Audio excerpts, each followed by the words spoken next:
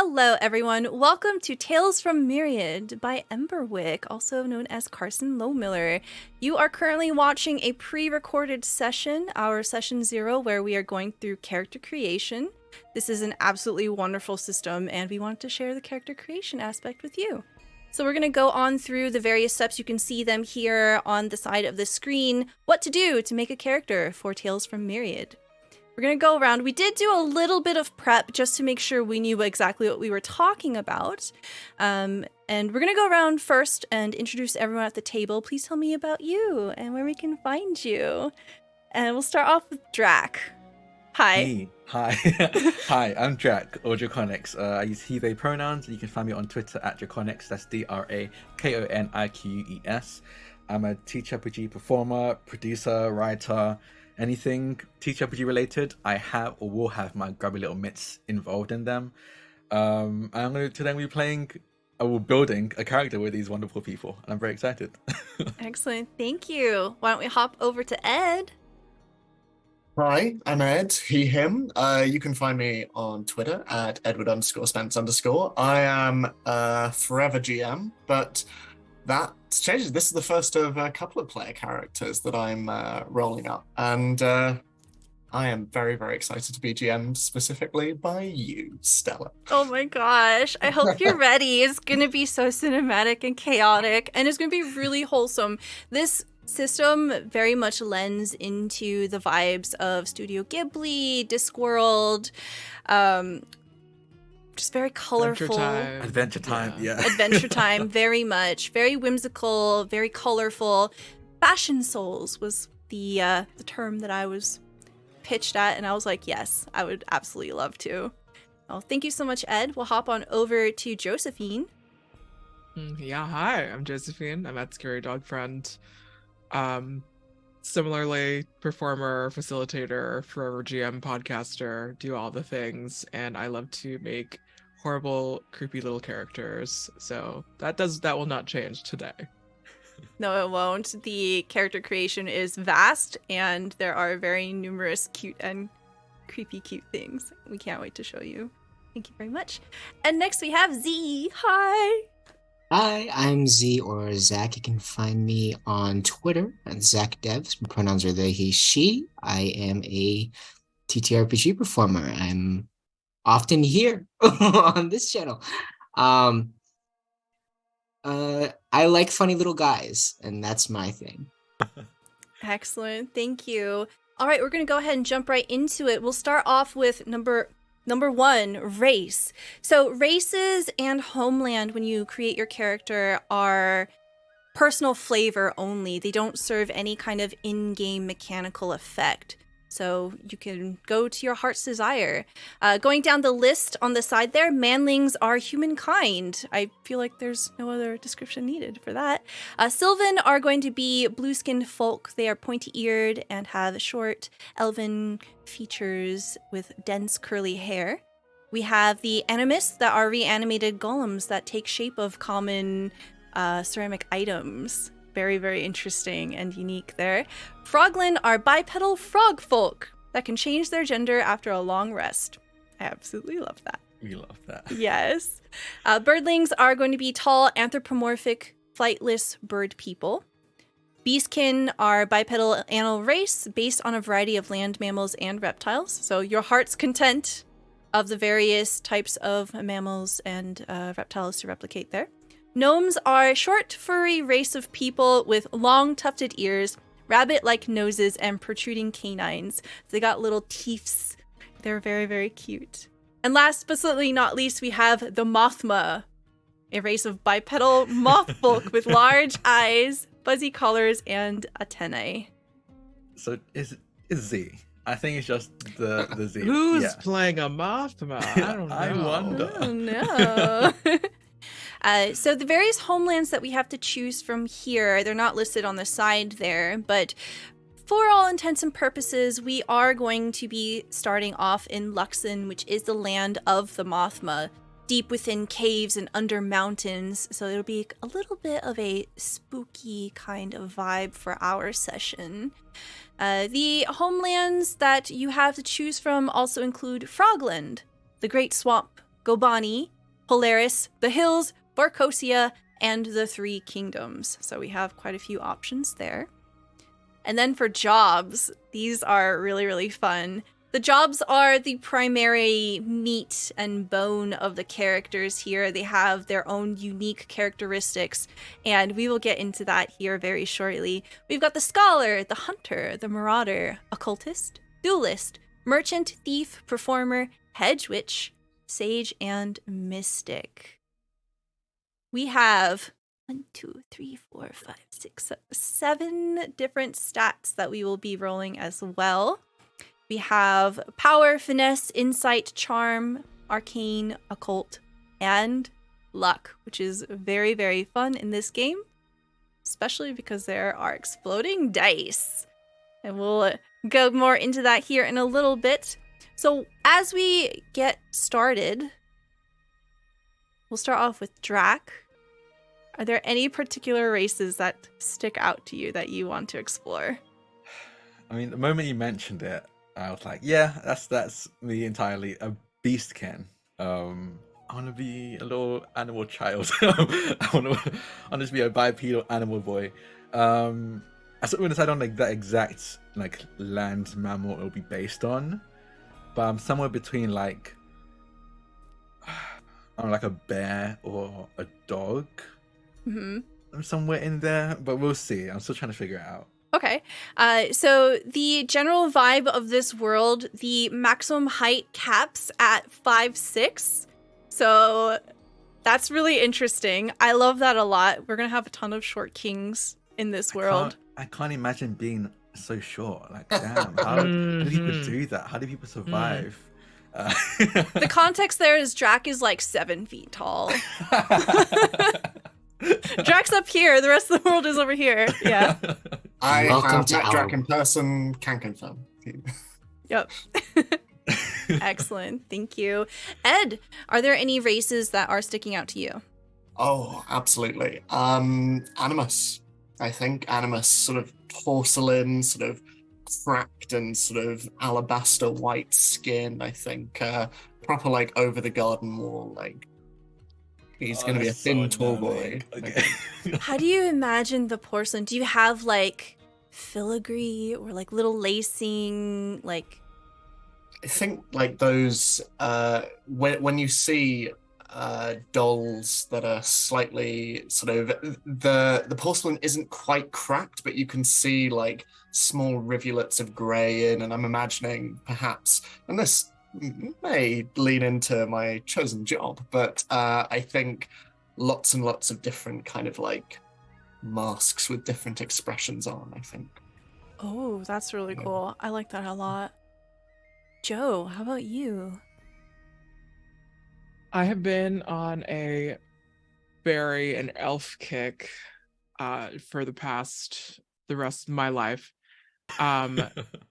So I will definitely be going for Sylvan. I love like a little blue I don't know. There's something just very fascinating and compelling about like a little blue elf fairy type of person. So I'll definitely be looking into that. Okay. Sounds good. Hi, Z. So I'm gonna be 100% honest. This just got stuck on my head. Oh, it's stuck? I guess you have no choice then. Yeah. I What do you mean? no, it's fully stuck. Oh. I saw Z like try to take it off and go, oh Yeah, I was no. like, oh, I just oh would've- no. Oh. So Oh, you're serious? no. This is 100% serious. So we're doing Mothma, and not only that, I'm wearing this for the rest of this Your pre-recorded life. session. Your Of life. my life. Probably my life. We've got a week until the session. I'm gonna be wearing it then, and it will not have come off between now and then. Excellent. All right. Opening my notes. Z is playing a Mothma. Very cool. All right. So we've got our races chosen, and we're gonna hop on over to Homeland. So we do have a couple of different choices here. And I'm gonna go ahead and drop these for my players, so it's up front and center there, the list. We are going to start the session in Luxian, but you can be from anywhere. You don't have to be from Frogland if you were playing a frog person, Frogland. Yeah, you can mix and match however you choose. It's completely aesthetics. Drac. I think I'm going to be from Forcasia.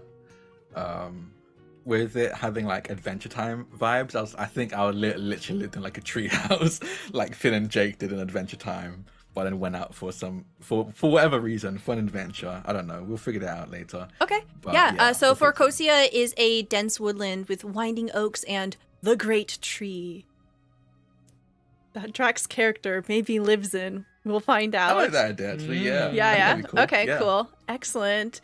Ed, where is your animus from? Oh, the Great Swamp, I think. Ooh, that's so interesting.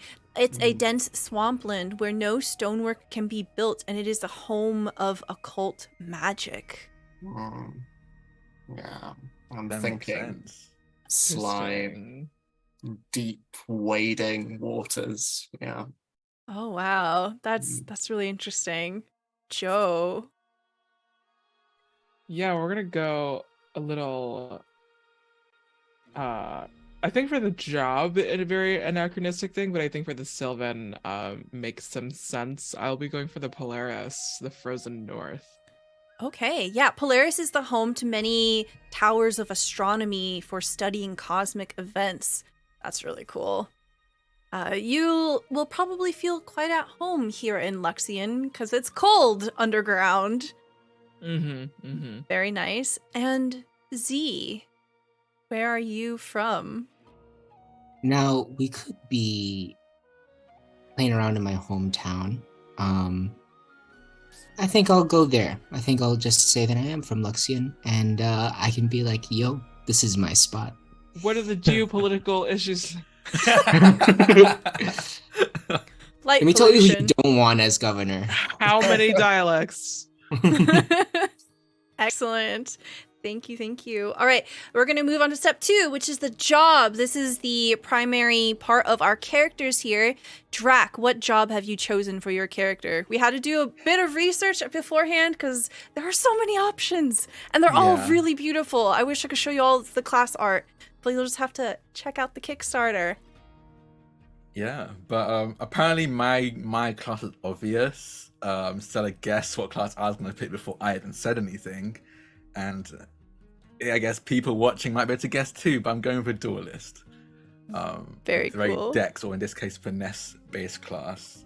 Yeah, the duelists are blades experts, and they're very proficient in melee combat. Very dexterous. Can you tell me what you get for being a duelist? So I get to choose between 2 light. Well, not choose. I think I actually roll for it between 2 light or 1 medium and shield. I'm with 2 light, and I have claw blades. So I guess it'd be Wolverine, and a kukri dagger, as my 2 weapons.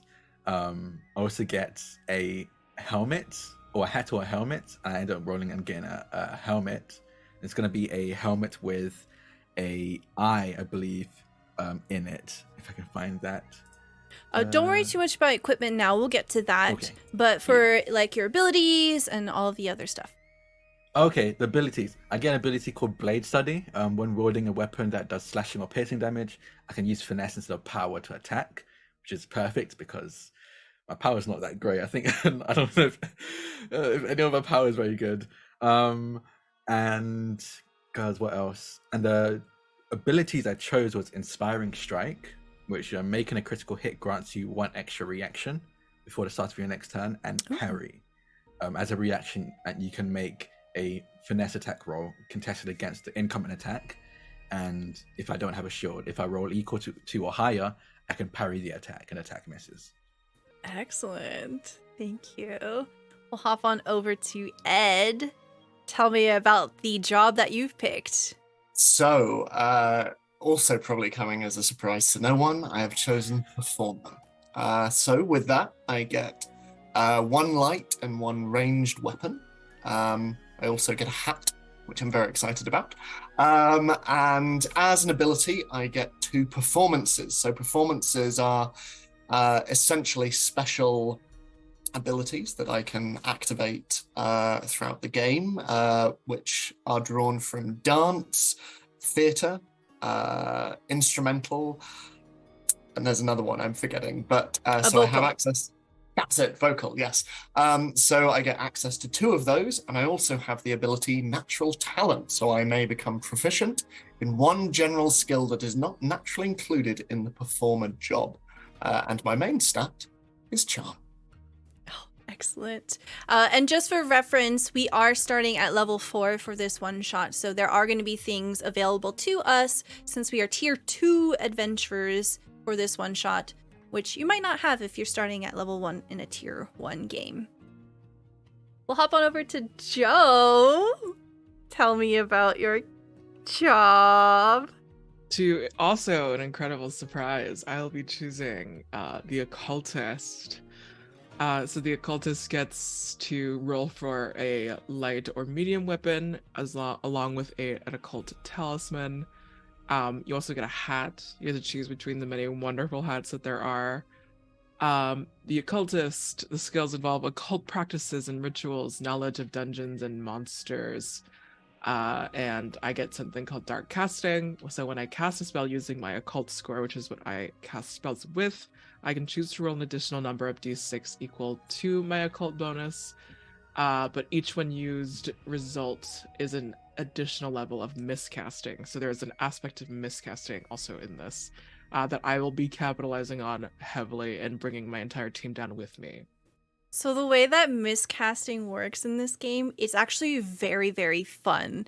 Friendly fire is not a thing, but magic has a very physical element in this world. If you throw a boulder, it's going to blow up the terrain. It's going to crash buildings down. So magic is very dangerous in this world. Perhaps not, you don't have to worry about accidentally KOing your partners here, but there will be consequences, and they're quite fun. Very, very fun. The way that miscasting works is when you roll, if you get doubles, you miscast. So, yeah. So it's gonna happen quite often. Well? Yeah. So the spell will go off, but there will also be an additional effect. Oh, no. It's gonna be so fun, y'all. All right. Was there anything else that you wanted to share with us, Joe? Should we get into tiers or do that later? Yeah, you can do that. Sure. So I'm immune to being blinded or feared, and I can see into most magical darknesses, which doesn't apply to natural darkness. And to again capitalize on miscasting, I have something called Rebounding Curse. So if a target miscasts while targeting me with a spell, I would get to roll d6. On a 4 to 6, the spell rebounds instead of rolling on the miscast table. Oh, okay. Very interesting. Thank you very much. And Z? So I am going to be playing the merchant, the king of silly little guys. The littlest guy. The littlest guy, not so good at combat, but good at other stuff. I get to roll for light and ranged weapons. The equipment I start out with is minimal and a hat. I do get to get a hat. My skills would be bartering, locating alchemical reagents, and determining an object's worth. Merchants also get well-traveled, so roll for 5 additional starting items on any of the tables. So I'm gonna be including magic item table. Including magic items, which I will be doing. Not that I can use it, but I could sell that. So the abilities that I would be getting at level 4 here, starting off with my tier 1 ability, Throw. Items you carry have an effective range of 30 feet as long as you have line of sight. So literally that includes anything in your backpack. Including my 5 extra items.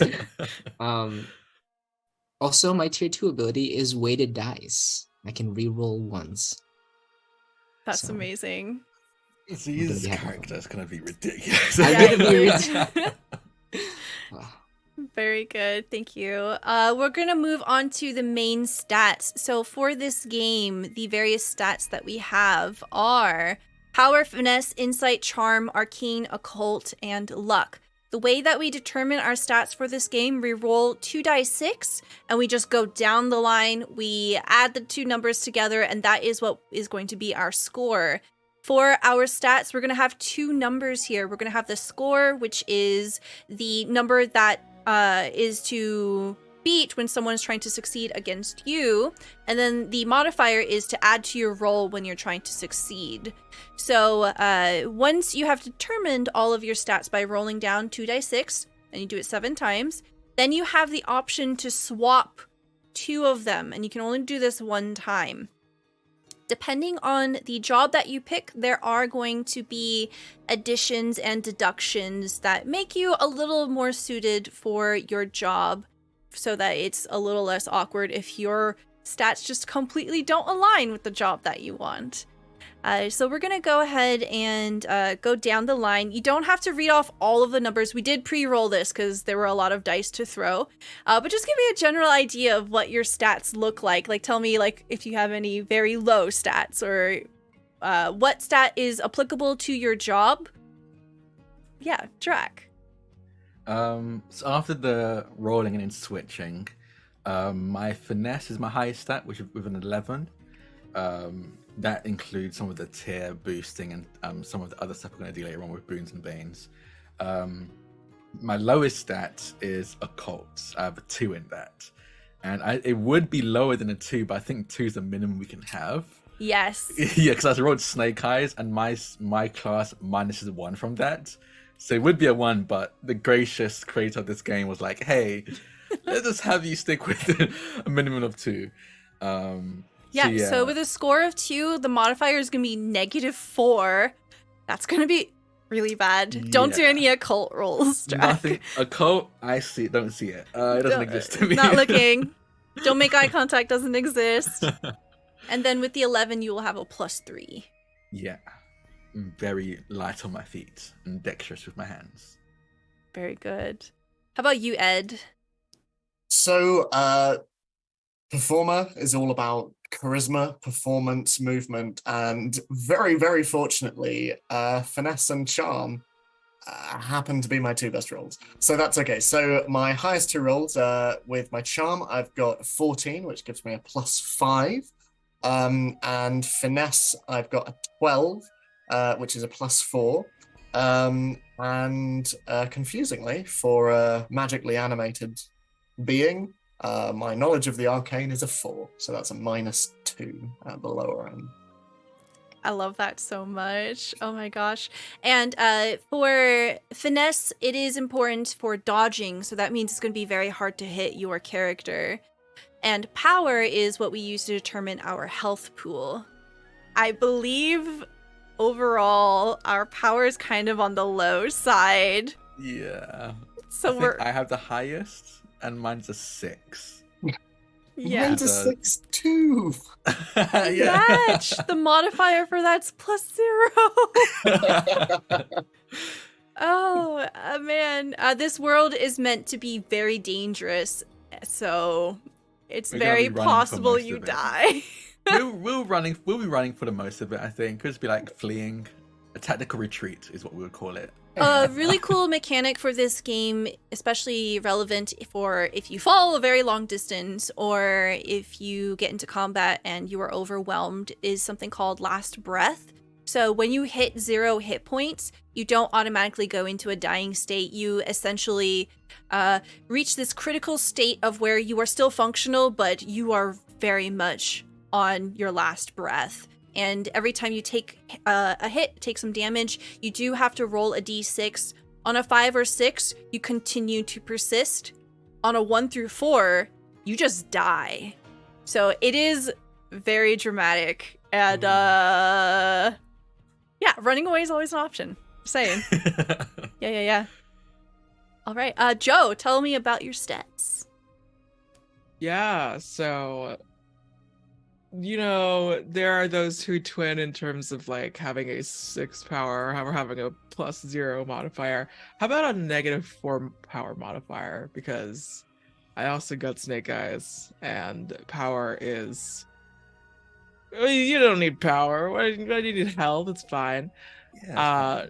My finesse and luck are 9, which gives me a +1, and obviously my best is my occult, which is a +4 modifier with a 12, given my tier boosts and such.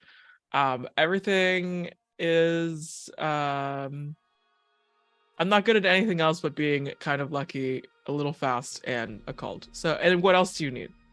In real life, you're Nothing. only good you're only good at a couple things in real life. You know. Yeah, exactly. Fantastic. Thank you. And then Z. So it's funny that you say you're only good at a couple of things. I don't think my character is necessarily good at anything. I rolled snake eyes for power, so I also have -4. Instead of doing deadlifts, my character just eats sweaters. Yes. Oh man. I have a lot of minuses here. What I do have that is pretty good is I rolled 2 6s for luck, so I got 12. Merchant gets +2, so I have 14, and that means the modifier is +5. So Yes. So luck has a direct influence on your ability to explode dice. So when you roll a die and you reach the maximum number, essentially it will explode, which means you get to roll again and add that number to the overall roll. You, by default, get to do this one time, and it is capped by your luck modifier. So in Z's case, if luck is on your side and your dice just explode constantly, you get to roll up to your modifier number of times. It's funny, I'm playing such a lucky character, but I did get this headband stuck on my head, so this is a true fantasy. Excellent. Thank you. And then to talk a little bit more about tiers, when you make a level 1 character, you are tier 1. And then at level 4, you hit tier 2, which we are starting at. So at tier 2, you get a tier 2 ability, and you also get a stat bonus where you can add +1. So that is what was mentioned before here. We are going to move on over to equipment. This is a really fun part of the game. Essentially, what happens is when you roll for your equipment, you roll for what it is, and then you roll for an adjective and then a description. So there are some really fun combinations here. The way that Tales from Myriad works for the GM side, so for me, there are a lot of tables available to you. So there are dungeon generators, there are encounter generators, and for the equipment, there are generators for magic items and such. So we will come up with all of these adjectives and descriptions for the items, and we can use them to flavor for whatever is appropriate for the scene. We aren't going to roll all of our equipment, especially because Z starts off with like 5 extra items here on top of what you get for your job. So we are going to go around and do 1 item each, and just to show a little bit of how this works. So we'll start off with Drac. What do you want to roll here? Helmets. Okay. Let me head on over to the helmets. All right, so I'm going to need a 1d20 from you to see what kind of helmet you get. Okay. A 3. A 3. Okay, you get a fencing mask and hood. That's perfect. Okay. All right, and now we're going to roll for the descriptors. So I need a... Hold on.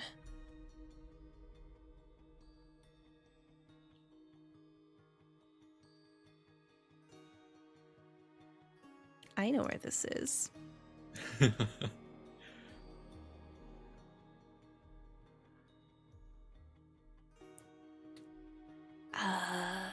We'll come back to that.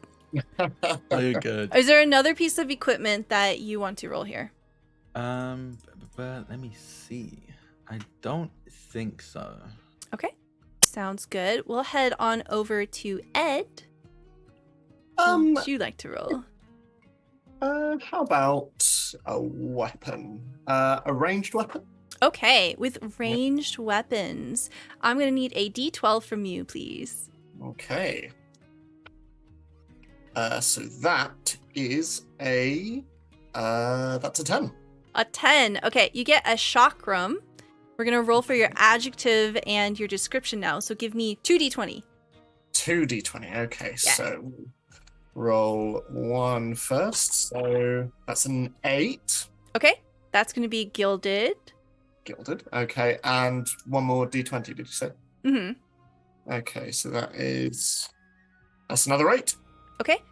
With an eye that occasionally looks around. So I believe the chakram is like the circular, like It's like the Xena. yeah, Xena Warrior Princess Princess. Okay, Yeah. it's got an eyeball on it. That's just keeping an eye out for you. Okay.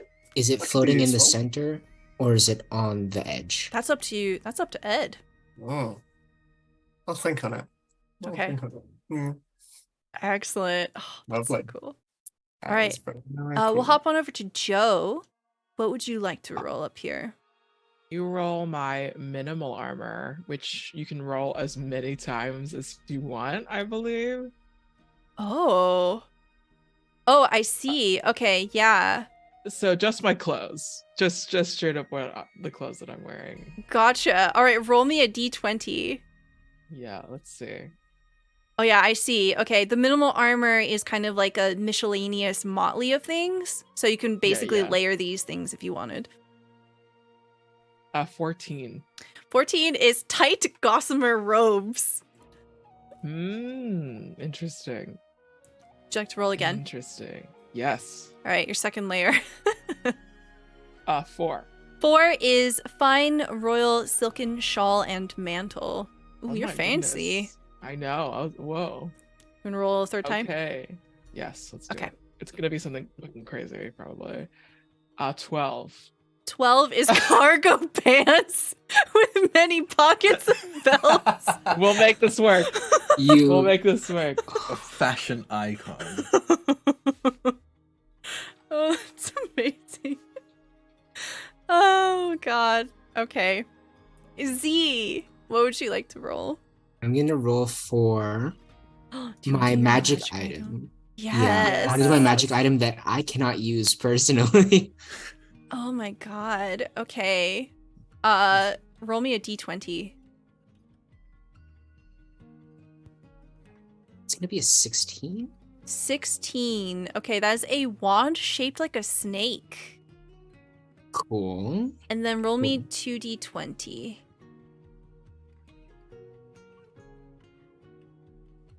A 9 and a 12. Okay, 9 is going to be dragon emblazoned. And it's going to be of bleeding, so it inflicts 1 extra damage.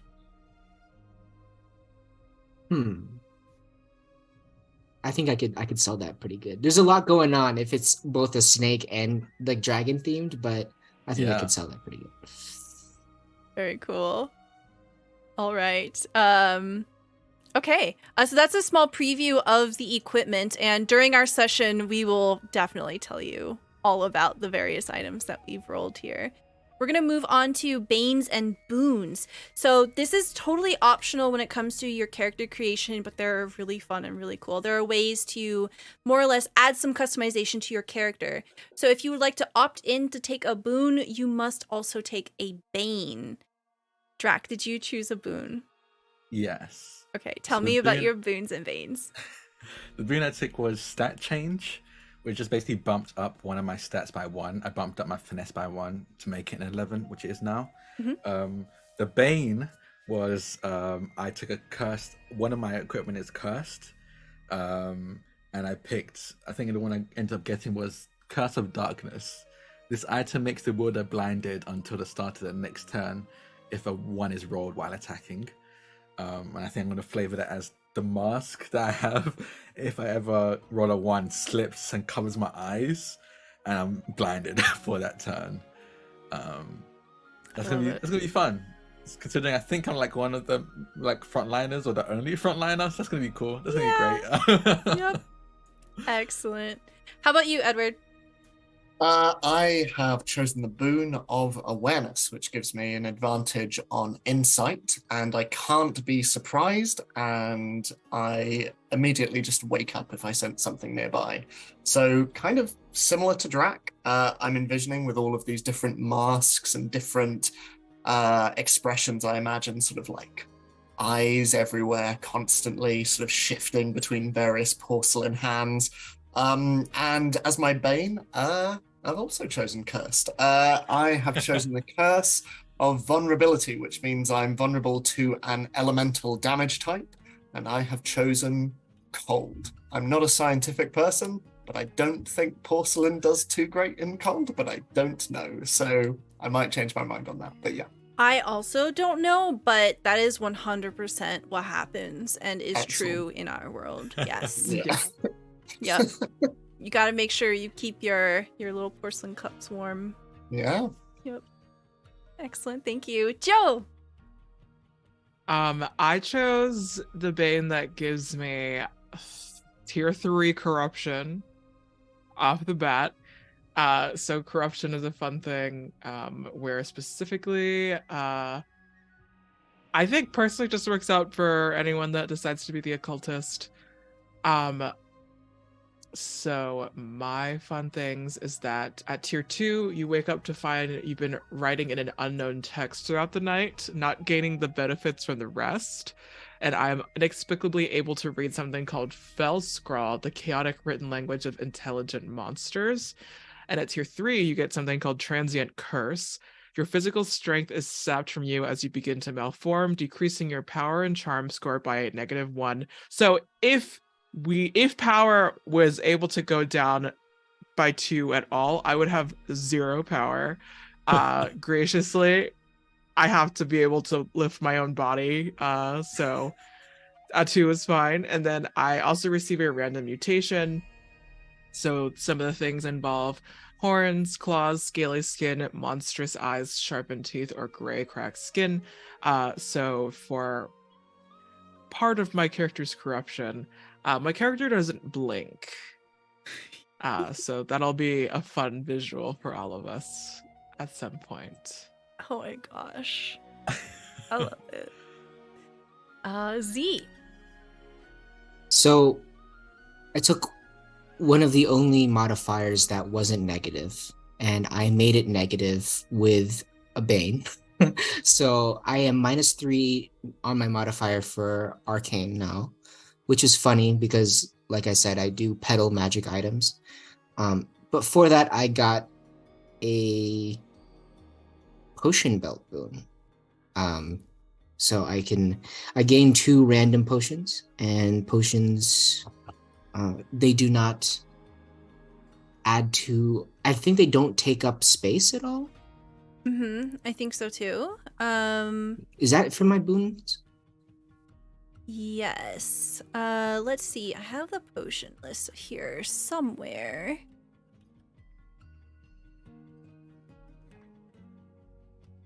Yes. So we can roll potions. 1, 2, 3, 4, 5, 6, 7, 8, 9, 10, 11, 12, 13. So go ahead and roll me a 1 die 13. I believe that. Actually, it's a 1 die 12. Sorry. I can count. Okay, great. This one's a 2. Okay, you get a Sorcerer's Salve. It decreases cooldown by 1 minus fin minutes. Cool. So I get 2 of those. And then you get a third potion, right? No, rather I get just another one. Oh, okay, Which gotcha. I actually did roll a number 2. So Okay, yeah. Okay, It cool. was just another Sorcerer's Salve. Very good. Yeah, so Yeah, you that get works. potions. Fun. And they don't take up slots, which is good because I can't carry anything. Nope. Your item capacity is your power modifier plus 10. Good. We're a weak bunch. Yep. Schmoll arms. Okay, great. Next we're going to do our personal quests. So we have not dabbled You or haven't looked done at this yet, so this is going to be completely new to everyone here. What I'm going to need are 3 numbers from each of you. You can roll if you want. It'll be a 3D 50, or you can just tell me 3 numbers. I'm gonna roll it. Okay, we'll start with Drac. 49, 28, and 1. 49, use 2 consecutive turns to assist an ally in combat without dealing damage. Okay. Okay, and then 28 is successfully hide from a hostile creature in the same room as you. Okay, I can do that. I'm pretty high for this. And then number 1 is scare off a group of enemies without engaging in combat. This is so fun because you are That's like gonna be rough. such a melee character. Yeah. All right. So the reason that personal quests matter is this is essentially how you level up. Personal quests are important for your own personal character arc, their motivations that you can play into, and they are meant to be handled autonomously without GM intrusion or having to micromanage that. So it gives motivation for characters to try out new things. All right, we're going to hop on over to Ed now. Okay, so I've rolled 3 numbers. Okay. Don't know what they mean. So I have 42. 42 will be gain 5 points of corruption. Okay. 36. 36 will be roll double ones on an attack, damage, saving throw, or a skill check roll. So Knowing my get luck, snake eyes. that should be very easy. Okay. And 15 as well. You said 15? Mhm. Okay, travel to a tavern in a separate country. That is probably not... Well, hold on. Where are you from? I'm from the Great Swamp, so yeah. Yeah. Well, we're walking along. Hey, guys, let's go to a tavern. guys. No, I just Like- really, I mean, if we meet in a tavern at the beginning, then even better. Speed run. Any percent speed run person dice. break out the list. All right, guys, we have some stuff to do while we're here. All right, excellent. I was going to have you re-roll, but I think we'll keep that. You sure? So That'll be funny. I love fun. how 2 Yeah. out of 3 of your quests are fail. Just like Yeah. really mess Just up. be Just bad. really mess up. Typecast again. Joe.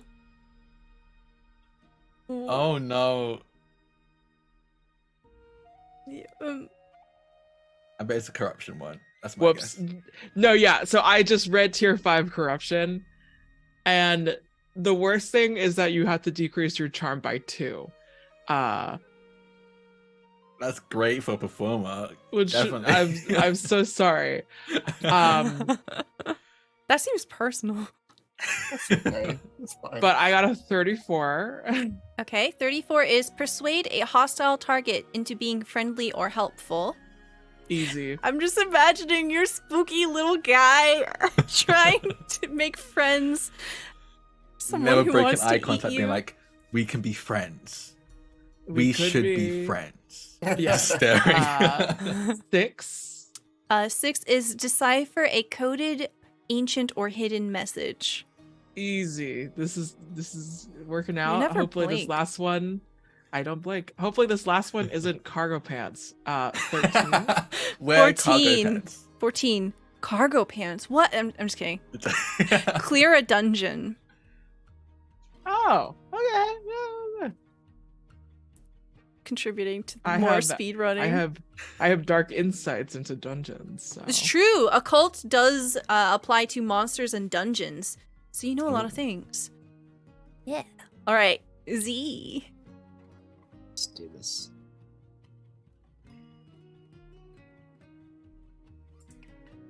$14 is my first one. Okay, 14 is clear a dungeon. We're gonna re-roll that. Actually, no, that'll be fun because the two of you will have a shared common interest of clearing a dungeon.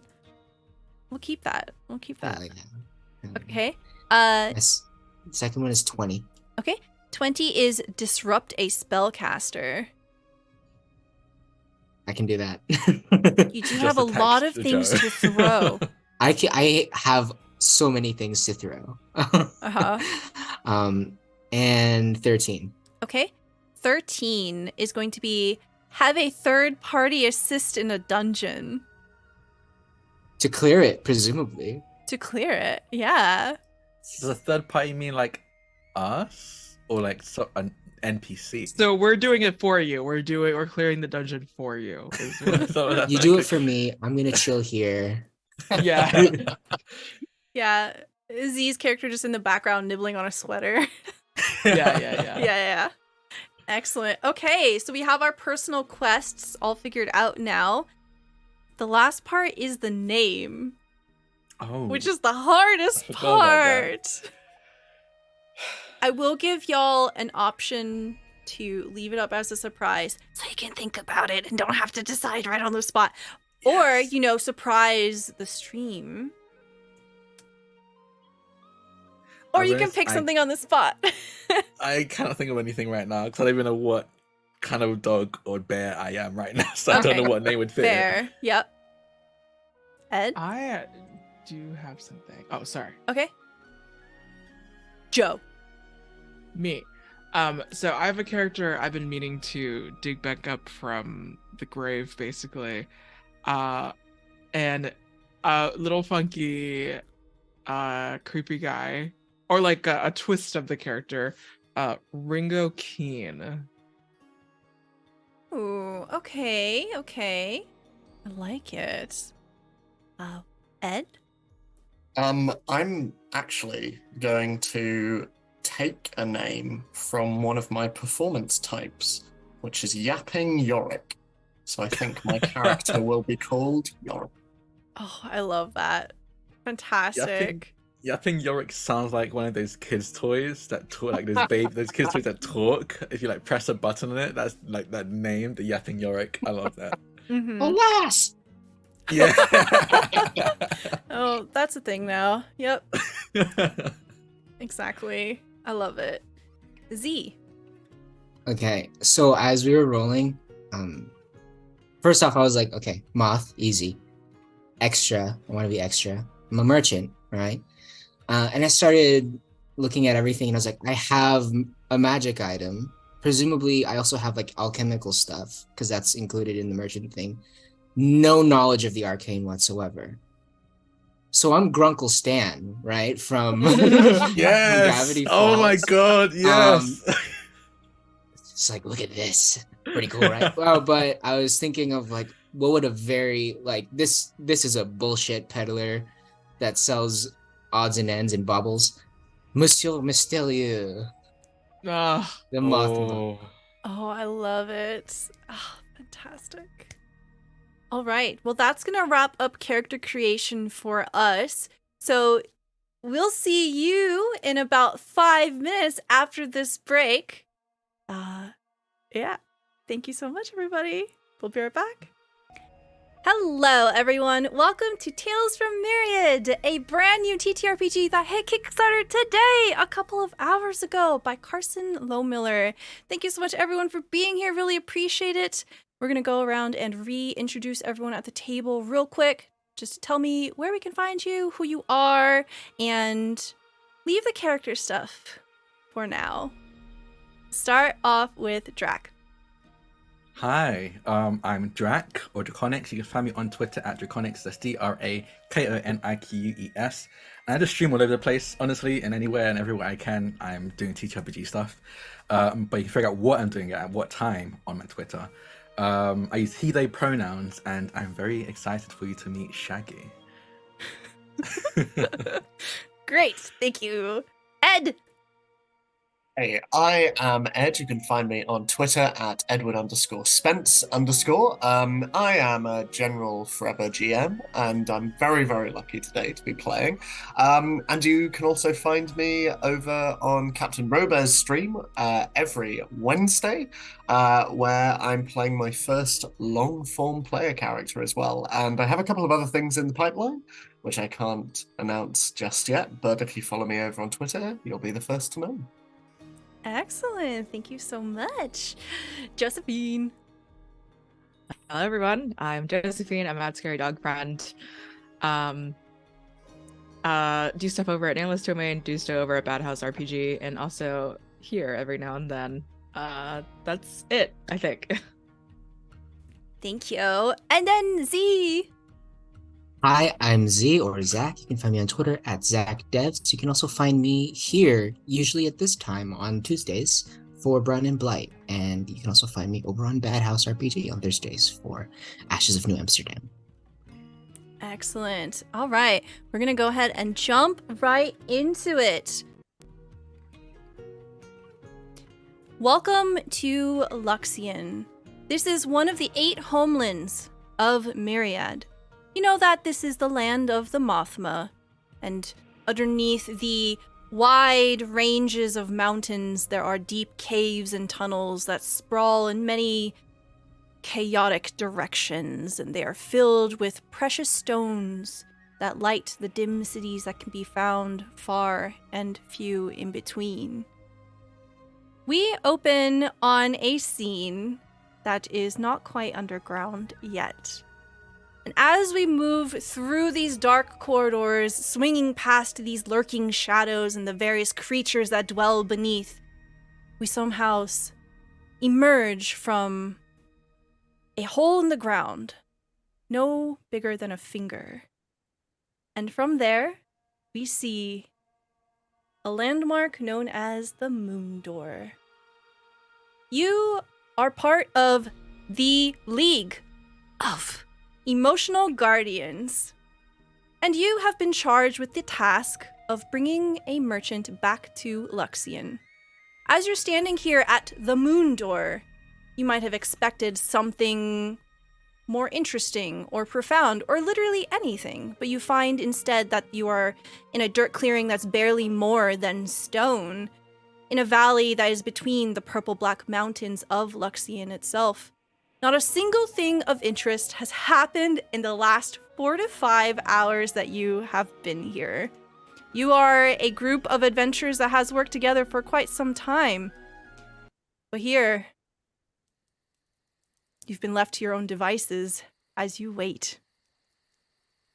What is it that we find you doing here to pass the time? And please describe your character for us. We'll start with Shaggy. Okay, I'll describe Shaggy first. So Shaggy is a beastkin, and his, I guess, beast looks a lot like a dog, and if you're going to be specific, a lot like a poodle. He is more or less, he is about 5 foot flat and more or less like humanoid, but shroud in a like black cloak, and then under the cloak is like almost form-fitting black like clothing attire. On his on his chest is they're very badly embroidered into it in like gold or yellowy threads. Is meant to be like the silhouette of a wolf howling, but in front of like a yellowish moon. He's wearing a black fencing mask over his head, over his face, and his hair is like huge. Like it covers his eyes, and you're never entirely sure how he's able to see, but somehow he does. He doesn't seem to blunder or fumble around. He's always seems to be aware of where he is and where he's going. On his right hand is a silver like attachment to his arm that makes it like a claw, a retractable claw. That he has, I think, now currently protruding and retracted, as he stares off into the distance. And I think for all these 4 hours, he's been just going to different parts of the small area, like just keeping like in sight of the rest of the group, but been moving around different spots, looking into the distance broodingly, like just very like looking out into the distance as if he's going through some inner monologue every single time. You look north, you see mountains. You look east, you see mountains. You look south, you look west, you see dirt and mountains. And I think he every so often you hear him speaking to himself, again very much like he's being watched by some audience, and he's trying to play up the act. And he apologize for his voice, and he just goes, everywhere I go I see mountains, mountains, mountains, mountains, but nothing can stand between me and my goal. not since the incident. And he zones out into into the distance again after whenever he mentions the incident, he zones off and is silent for like a good 10-20 minutes before moving again to another spot to be brooding again. I love it. Fantastic. The camera gently moves over to Yorick. So, sitting cross-legged on the ground, you see a very thin, tall, and lanky individual. And even sat down, he comes to around the same height as Shaggy. Yorick is tall and skeletal and stranged and hunched. He's swathed in this patchwork poncho that is quilted together through a number of sort of uneven red and yellow diamonds frayed at the seams, and all of them tapering into these very rusted brass bells that just hang off his person and rest on the ground. And atop this, you see a very long and sort of pointed hood that hangs down softly behind his face, which even underneath the moonlight, you can just about glimpse under the shadow of the hood. It's a porcelain mask, cracked, with a very strange, frozen smile on its face. And as he sits there on the ground, you see that arrayed in front of him in an almost perfect arc are a number of similar faces. Sad, laughing, angry, placid. And you see that as his very long fingers sort of trace out around each of them, you see that there is one arm, and another, and another, and another. 6 in total, all of them just almost like piano playing, tinkering across the ivories of these various masks. And every so often, he looks up towards the direction of Shaggy. And every time the incident is mentioned, it's almost as though this frozen porcelain smile grows a little, and he just looks back down to the masks and continues their dialogue as he looks down at the ground. Everyone loves a tortured backstory, don't they? Yes, they do. And sadness. And he's just slowly pulling the masks in towards them and just hooking them underneath his poncho, and looks up towards the sky and the light it casts on his other companion. The camera gently drifts away onto Ringo the Keen. What do we see? Yes, Ringo the Keen is a Sylvan, very probably the shortest of the bunch, long blue ears decorated with almost like very like essentially ribbons on hooks, it seems. Ringo has this very long, curly, like blue green, more on the swampy green that has been a very not a new thing, but they were certainly not born with this type of hair. Ringo has this sort of like cloth veil bandana situation with a painted eye, sort of a gorgeous like gossamer robe and almost a royal silken shawl situation, but then cargo pants with many pockets and little belts and trinkets and things attached to it. Very notably, I have a sort of a cane, which I have also taken a very important banner that we identify ourselves with and sort of refashioned it onto my stick, where I have a frog skeleton. And if you have the eye for it, there are orbiting very small, ghostly little sea creatures alongside the dead skeletal frog brethren. Can you describe to me what the banner looks like? Take the whatever banner- creative liberty you want here. The banner is a like blue base with like gold and like white lettering, which is our identifier, this little group, the League of Emotional Guardians. It and the original sort of like banner stick that it was on was also perfectly fine, but I just decided to personalize it, we'll say. Another important sort of feature of Ringo the Keen is that Ringo has monstrous eyes that are unblinking wide, with no sclera or pupil other than just, sorry, there is sclera. There is no pupil, but the sclera is entirely red. And every now and then, as Shaggy is sort of pacing, Yorick is remarking on the pacing. Ringo is like sitting by the fire, extremely close, and every now and then just sort of takes a water skin they have that's dangling next to what looks to be an hourglass. And it takes the water skin and just like chucks water right into their eyes because they cannot close them.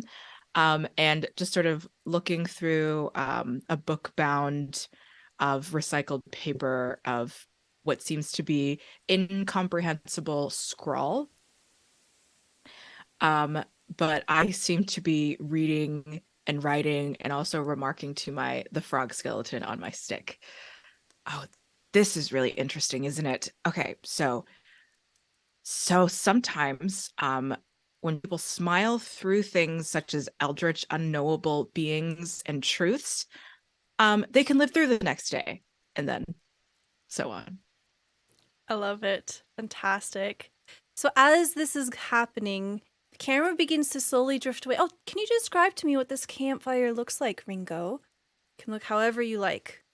This is a world of many possibilities.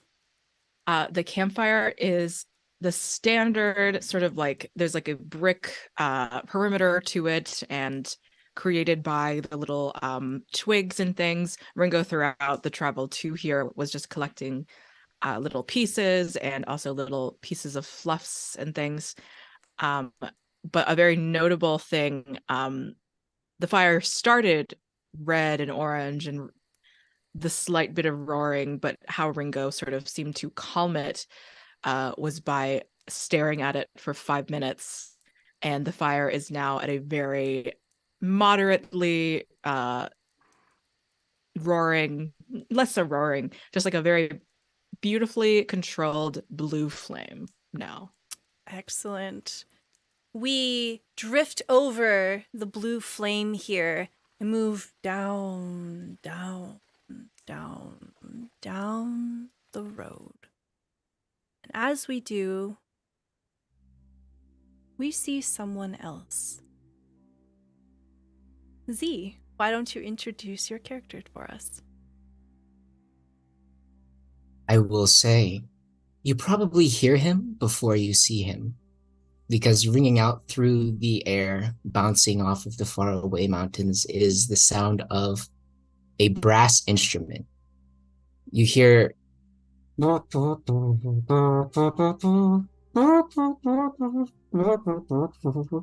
and as the shadowy figure comes a little closer, you start to hear jingling, and you see the silhouette of a short, probably not much taller than Ringo the Keen, moth person.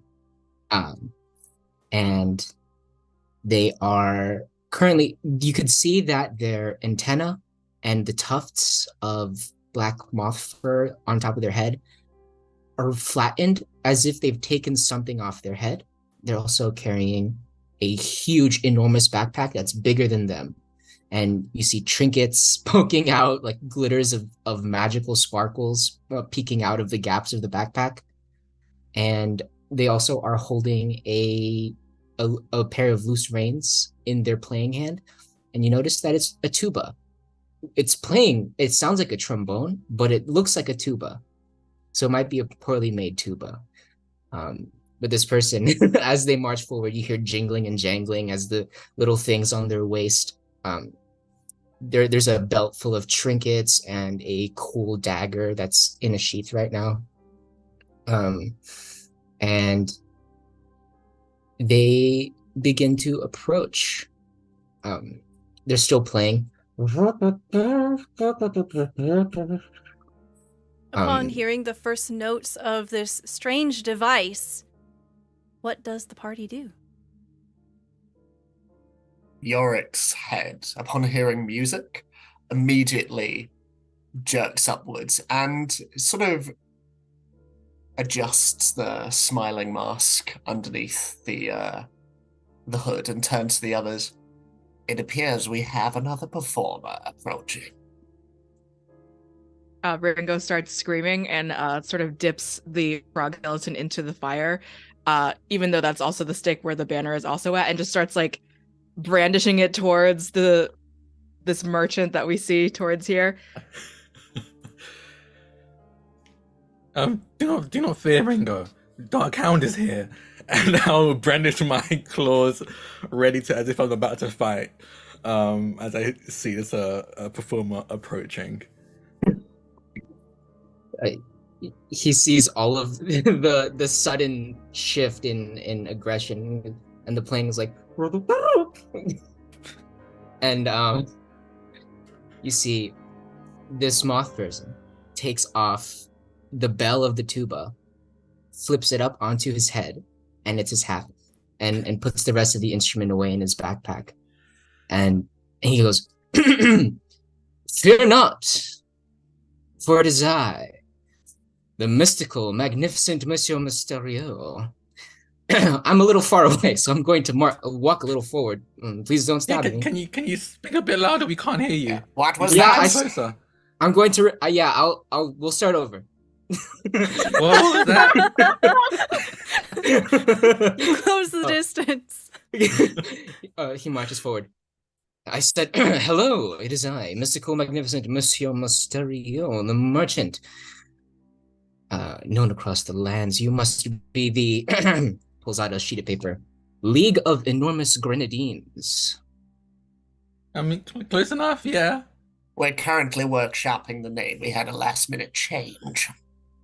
Excellent. I think we're having constant last-minute changes. Pretty sure we used to be like the League of Extraordinary Gentlemen, but that The League of was taken. Extremely Ordinary Jello People. I'm actually kind of digging that one. We should definitely pitch that one. That's pretty good. That's what I've been saying this entire time, guys. Oh, you've been telling people that's who we are? Yeah. You didn't tell the person who's paying us that that's who we are, right? I don't know if our account is attached to that name. Well, Who's paying us? Oh, no. technically, I am. But I need to get to my shop first. That's where I keep my moolah. And that's where you are all going to accompany me. For behold, this is the moon door. I'm surprised that none of you opened it yet. You're just sort of chilling here. Where's the moon door? It's more of a moon dirt clearing at the moment. It's got bad vibes. The vibes are good, actually. This is the pride of us down there in the city. Here, hold this. You and Monsieur Mysterio hands the like broken reins to Shaggy, and you see that like it was like clearly ripped off, and Monsieur Mysterio, as he's taking off his tuba hat, says, "I lost my donkey," and he affixes it to the tuba. I'm sorry for your loss. Thank you. And looks up at the shining moon and begins to play. And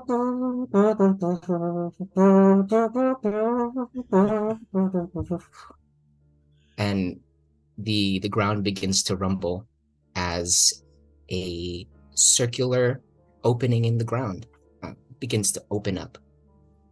Yeah, you see the dirt beginning to displace and some stone is visible underfoot. The intricate designs, engravings of some lost time, you aren't quite sure what it's supposed to be. It is so damaged and weathered and aged. But you see very distinctly part of the ground has opened up so that it exposes a single staircase, winding upon itself, going down.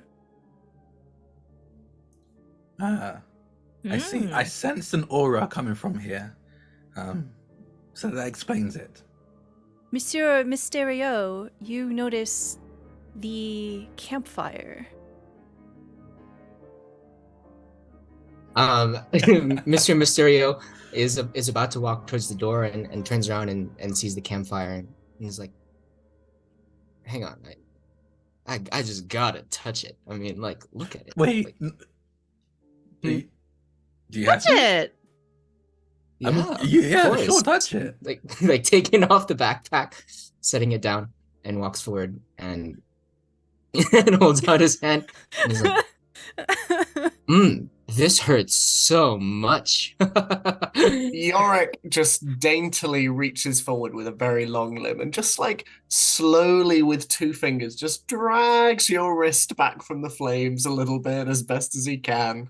Monsieur Mysterio, I have to ask, are you familiar with this area?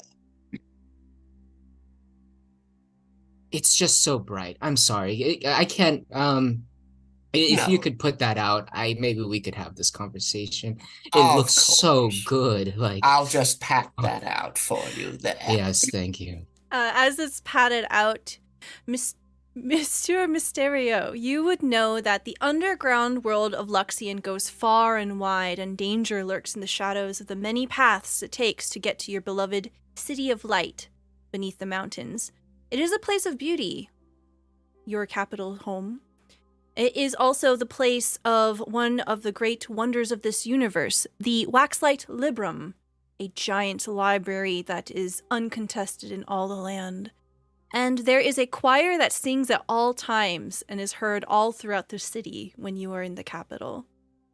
But it is going to be somewhat of a precarious journey to get to that place.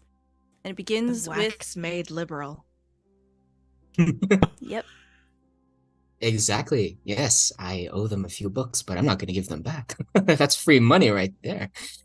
Goodness. Well, it is a dangerous journey down to the big city, but luckily I have you, the League of Enchanted Garages. So, I'm liking that one too. Actually, we should definitely pitch that one as well. Yeah, but do not worry. You have, and I grab my cloak and I cover my face in and go, you have the Dark Hound on your side. Anyway, let's go. And I'm gonna.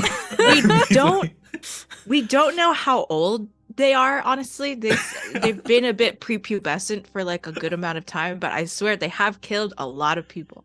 Yeah, very edgelord kind of stuff. I was forged in the darkness. You merely adopted it. As I walk. Yorick replaces his smiling face with a rather more placid one and just starts walking off, shoulders hunched. Fantastic. As the group of you begin to descend, what is the marching order? Me. I'm up front. Oh, you're up front? Okay, then. We like shove each other a little bit, and then I get in the back. You were up front. Like, fine. Jeez. Yorick, I think, will I have the trail at the banner. back, mainly because he can also see over the banner as well, so line of sight isn't so much of a thing. Excellent. I love it. Okay. So, to introduce a few mechanics for this game, one of the wonderful things about Tales from Myriad is that there are very many tables to generate your adventure from. This is essentially a game that you can play without planning anything at all. Full transparency, I have no idea what's going to happen from here on out. The only notes that I have for the rest of the session are use the dungeon generator, use the equipment generator, and use the exploration generator. So we are all doing it live. This is a game that is heavily inspired by JRPGs and French animation design. It's going to be like a rogue like Fashion Souls, and there are many tools here as the game master. I will be showing some of them on the screen here for a little preview. As the group of you begin to descend down, we see the screen fade to black just slightly, just enough that we can see your silhouettes, and white text begins to scroll over the screen. No one's screaming yet. And it says, "Everything in this world was created by the goddess, and she wove things into order. Not only will you find many monsters at the bed of this cone-shaped world, but it is there that also lives chaos, which seeks to unravel order and uses entropy to disorganize what the goddess works to put together." and this is their story.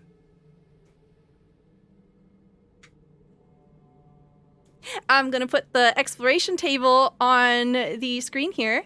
And then as you can see here, it will be the exploration table of many things. I will be rolling a d6. We'll see what is the first thing that you come across. All right, we rolled a 3, which is a natural bane. Fantastic. And then underneath that is the natural bane. I rolled a 2, natural delay. Path obstruction. There's going to be a check to clear, otherwise advance 1d4 hours with no distance. So as the group of you begin to descend down this stairwell, Monsieur Mysterio, you know this path quite well. You've been here many times before. And you find that up ahead, the tunnel opens up into an obstruction. You see there must have been some sort of cave, and the way through is partially obstructed. You do see that there are a number of lights flickering on the other side, but in this stony hall, the path is blocked. Perhaps you can do something about it. The first at your 4, was it Ringo or was it Shaggy? It was Ringo. Ringo, you behold this half wall of stone. Even you, in your miniature frame, would not be able to pass it. Hey, Shaggy, I think this is for you. I am not Shaggy. I am the Dark Hound. Hey, Shaggy, I think this is for you. Okay. I'm going to go to the collapsed wall.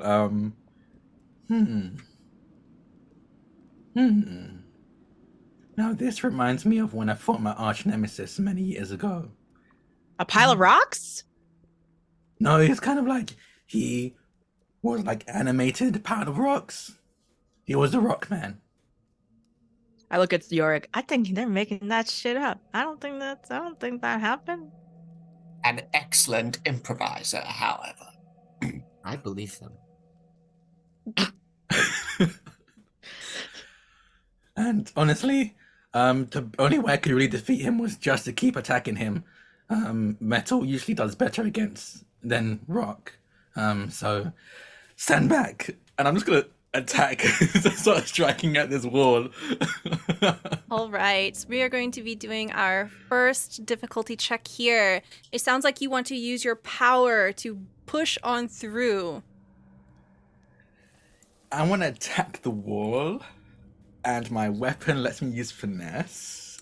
Okay, can you describe what your weapon looks like as you pull it out?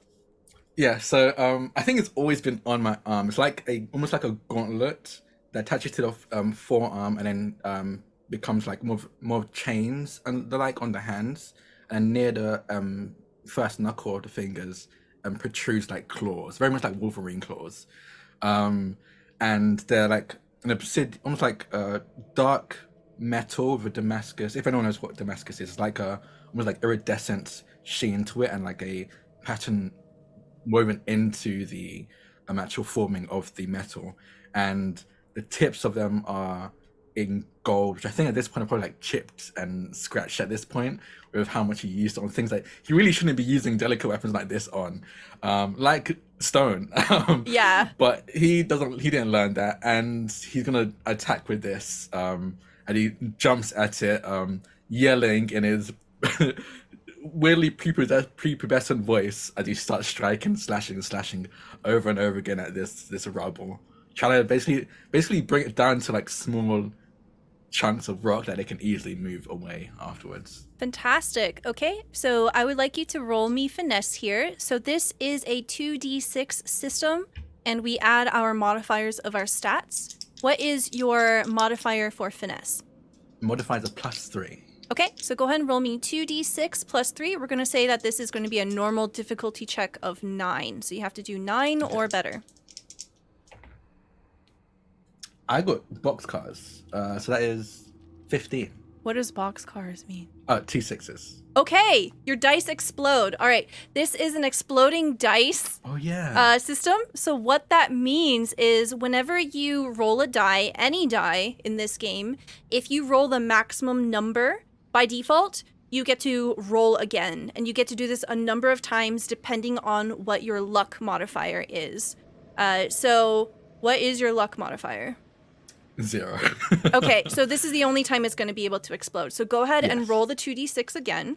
Oh, both of them again. Oh, damn. Yeah, they okay. both crit. Yeah. Oh, damn it, I crit again, but it doesn't count. No, okay, it doesn't. So 4 and a 6 are 10, plus to 20, 22, 25. Okay, you absolutely decimate this wall. Tell me what this looks like. I think he stands there for a moment, like his bladed hand behind him, as he stares at this wall. And I think he legitimately stands there for like 5 minutes. You're probably talking to him, trying to get his attention. He just zoned out in his Shaggy? own world for a good Yeah. 5 minutes. But in his head, everything's like slowed down. Everything's a little bit darker. There's a whole monologue going in his head, like, I can't let them down. And even his voice changes in his head. It's like really deep and like, I can't let them down.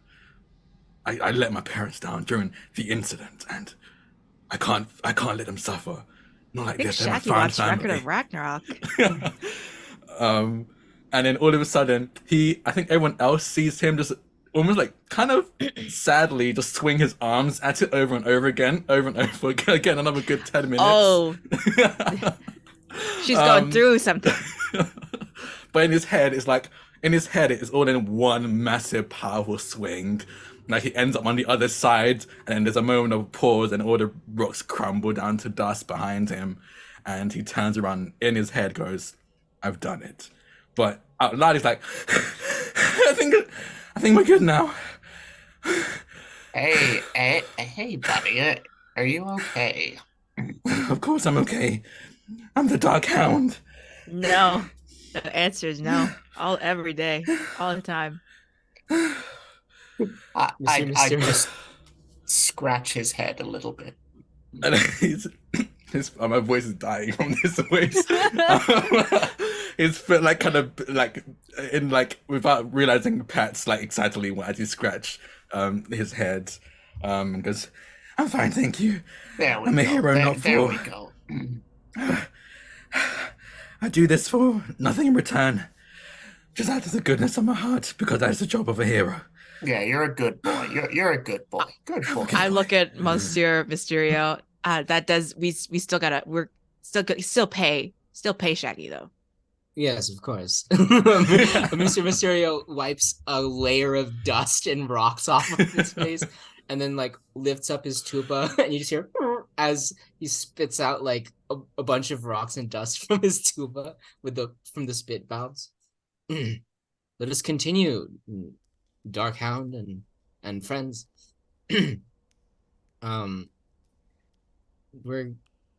Let's see here. Can I use, because there's a bunch of rocks everywhere, I have a skill as a merchant in locating alchemical reagents. Ooh, yes. All right. We will go ahead and do let's do what stat is your merchant class hinged off of? Luck. Luck? Okay, perfect. I'm gonna want a luck roll here. What is your modifier for your luck? +5. Okay. It was sort of like, oh yeah, I forgot. You're ridiculous. Roll me 2d6. No, you're a merchant. This is going to be a 3d6. So with this system, whenever you're going to be doing a skill check that is something that you would feasibly be able to do, or that you've probably done quite a few times as part of your job, you get an additional d6 to add to that skill check. That is what we call proficiency. Proficiency will come into play for two different things. This is for the skill checks, and then there's proficiency with weapons, which we'll get into later. So roll me 3d6 plus your luck modifier against a difficulty check 9.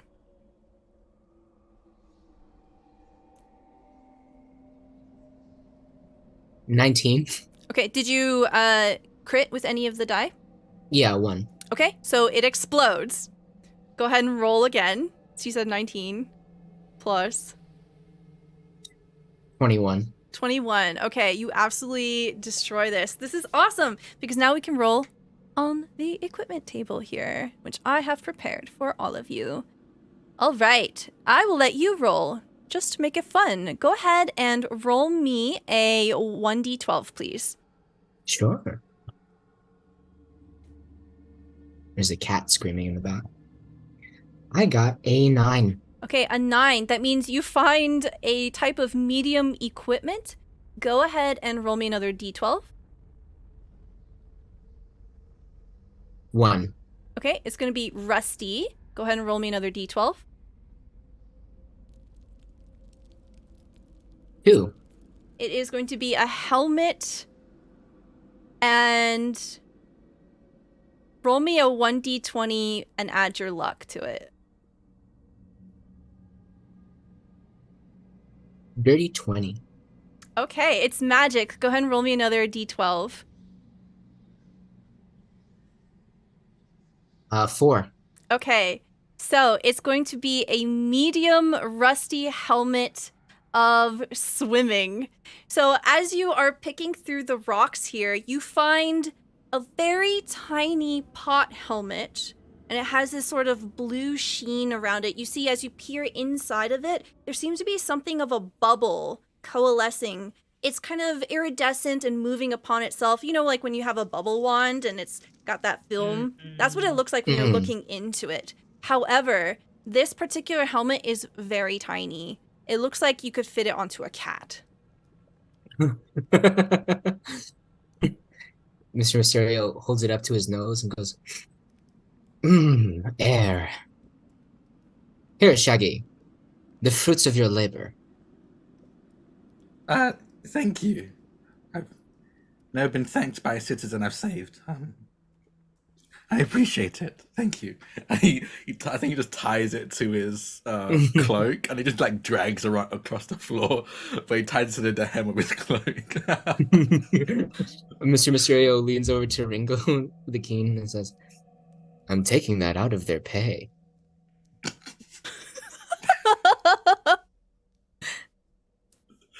Hey, you suck a little bit. A little bit, yeah. All right. Keep walking. With the way forward unobstructed, let's have someone else lead the pack now. Who would like to be first? Well, having seen the obstructions that can come over this journey, and kind of a little bit peeved that Monsieur Mysterio hasn't mentioned any of these, I'm going to use one of my performances, and I'm going to use Vine Step. So I am going to, sort of walking towards the edges of this tunnel we find ourselves in, I'm just going to place one very long leg on the side of the wall, and then another, and then another, and another. And you slowly just see the poncho just slowly flap upside down as Yorick just ends up on the top of the ceiling and just continues walking, all 6 arms just sort of moving fairly casually either side of him. I love it. That's so funky. That's great. All right, we're going to roll another exploration roll here. That is a 6. There's going to be a weather change. All right. I'm going to roll a d20 here. 13. Overcast. Spells that require sunlight cannot be cast. Spells that require water can. All right. So as the group of you are moving down this tunnel here, all of a sudden a mist begins to coalesce, and it becomes quite dense and difficult to see through. You feel the moisture beginning to cling to your skin, onto your clothes, and it's quite damp to the touch. You find Yorick, even though you are performing here and there's no problem, you do find that the texture of the wall now is becoming slick. It doesn't bother or hurt your spell in any way, but now there's a distinct wet dog smell in... I was thinking the exact same thing. I think his hair, so he's kind of The way I always imagine for some reason, like Miss Bellum from Powerpuff Girls, where the hair is always covering his face. You never know what his face looks like, and it's just progressively getting like saggier and saggier until it's like just drapes just down his face, and like all the moisture clings to it, and he looks like a wet dog. Like he's even holding himself, like, oh, I'm not really enjoying this. It's okay. I'm the Dark Hound. I've been through worse. Every so often blows to try and get like hair out of his mouth, but it just kind of slaps back onto his face as he walks through. So, Mhm. Monsieur Mysterio, is this your usual commute to and from work? Mr. Mysterio's like looking at Shaggy and like, in a way, yes. Now, there tends to be, collapses in the tunnels and whatnot, but normally I have Justin with me, so it's not a problem. But, Who's Justin? oh, he was my donkey. What This is I'm so sorry so- happened? for I'm so sorry for your loss. Yeah. Oh, so he sorry. unionized, so he's. I'm very happy We've- for him. Been considering that recently, actually. Yeah, but our boss kept telling us he wasn't a good idea, and I don't see any reason why he would lie to us. So, He's right. Hmm. second opinion. Okay. But Whenever I don't know if I can really commit for that long to any of you. I don't know. I have commitment issues too. Or What happened else, since the incident? sure, And he the looks off into incident. the distance again. For good. How's that middle distance treating you, Shaggy? Huh? Never mind. Monsieur Mysterio, how many bands of mercenaries, protection rackets have you burnt through?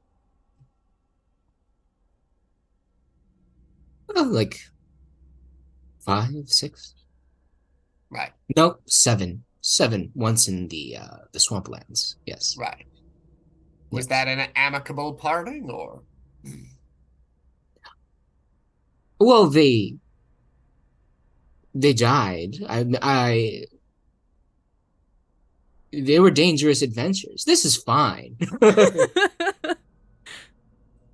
I am sending my small ghostly sea creatures to just kind of like blow on Shaggy, but it's just they're all like dead, terrifying creatures who have like died horrifically. So they're all just like I think like every so often, like you can tell he's gotten so tense to try not to scream, but every so often the little yelp that comes out when like a ghost gets a bit too close and goes, ah, ah, ah, that was my battle cry. Ah. aren't they helping? They're so good at blowing. Never mind. Yeah. All right. Can you call them off? I don't want him to trigger my dark hound reflexes because if I swing, it could just be over in one go. Well, they're And- dead, so they can stay. No. I think even the dead are Yeah. susceptible to the they're- dark hounds They're helping. strikes. Okay. Okay, I will roll one more explore and then we'll enter the dungeon. All right, I rolled a 1. It's a discovery, so we'll move on to the discovery table here. It's a 6. It's a curiosity/oddity. Okay, Mm. so as we are moving along, there's a lot of tables, so I can't fit them all in the overlay. So I have to look at the roll 20. Okay, rolled a 4. A monolith, such as a massive tree, stone, etc., engraved with a text and odd, unknown language that would lead them to a great treasure or draconic temple. Okay. So as the tunnel opens up into what appears to be a hexagonal chamber, you see that it goes up into probably the underside of a mountain. You estimate that perhaps it's over 100 feet tall in this grand chamber. And in the very center, there is a single stone tube. And it looks like a pole of some kind. And it goes all the way up. It appears to be maybe about like 6 inches in diameter. But otherwise, this room is completely featureless, and there is a tunnel on the other side. Monsieur Mysterio, you would know this as the shadow pole. Before Man, Monsieur Zeus. Mysterio can say anything, Shaggy goes, "Oh, I know this. I use this for my core training." And he's gonna run up to it and do like basically like pole dance maneuvers where he kind of uses his core to hold himself up in different positions and kind of spin around the pole. Very like, to everyone else is oddly sensual. To him, he's like, "Yes, this is like strength training. This is what I need to be the Dark Hound." Hey! And he's like, Yorick is gonna drop from the ceiling and just continue to watch. Hello, your dark hound is getting frisky on the shadow pole. He That's does like- that occasionally. it's a lot.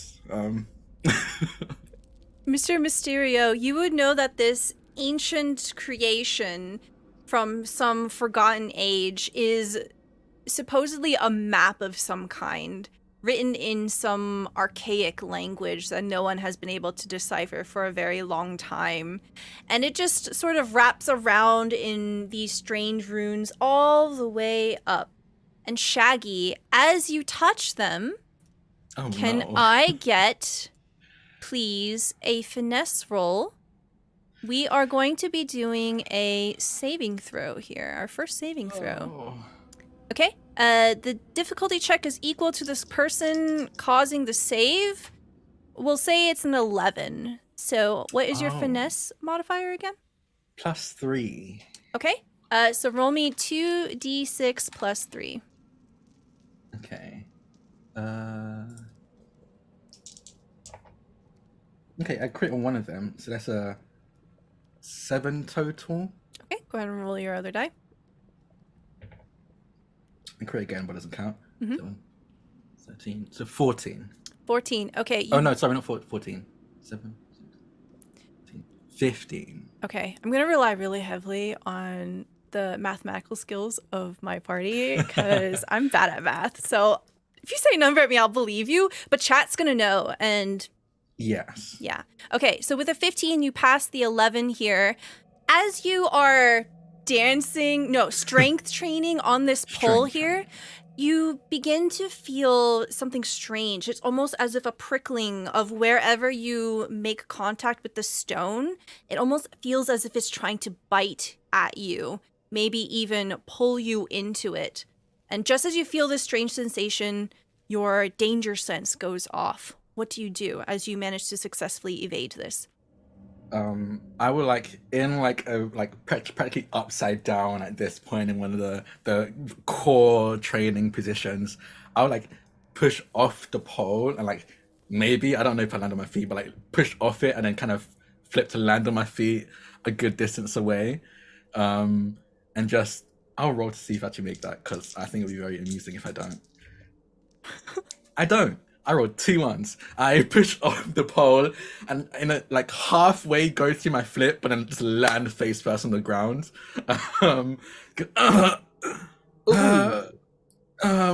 My my hound senses were tingling. That thing. Would you like someone to pick you up? Yes, please. All right, there you go. Okay, thank you. You're welcome. Ooh, I was gonna say my hound senses were tingling. There's something weird about that strength endurance pole. No, it's actually the shadow pole. Yes, Well, it's is it covered like- in it. Shadow boxing, kind of like shadow pole. It's not like shadow boxing. It's No, the shadow okay. pole. Yeah. Okay. You don't box it. Generally, you don't touch it. It's actually covered Oh. in an ancient script no one can read. Oh, okay. Well, it tried to like suck me in or something like that. So, Yeah, Lots the of shadow things try pole. to suck you. Could I see if I could read it? Yes. What does it look like as you go up to try to investigate it, Ringo the Keen, occultist? I think the little ghosts finally stop blowing Shaggy, and I think they come towards the pole to help sort of illuminate the writing, and with my my unblinking massive eyes, with whatever occult gifts that I would be able to use at this moment. I think the little ghosts just sort of like begin to rotate in this spiral, sort of like a sigil almost. And I just attempt to look into it and attempt to read and speak to it just as it is attempting to speak to me. Okay. As you attempt to speak to it, do we hear anything as the audience, as your party members around you?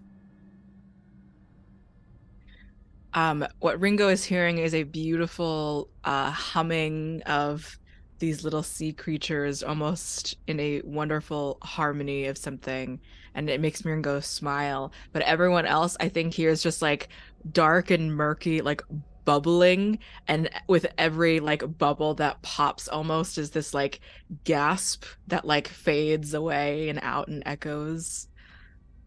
I love it. All right, this is going to be an occult roll here.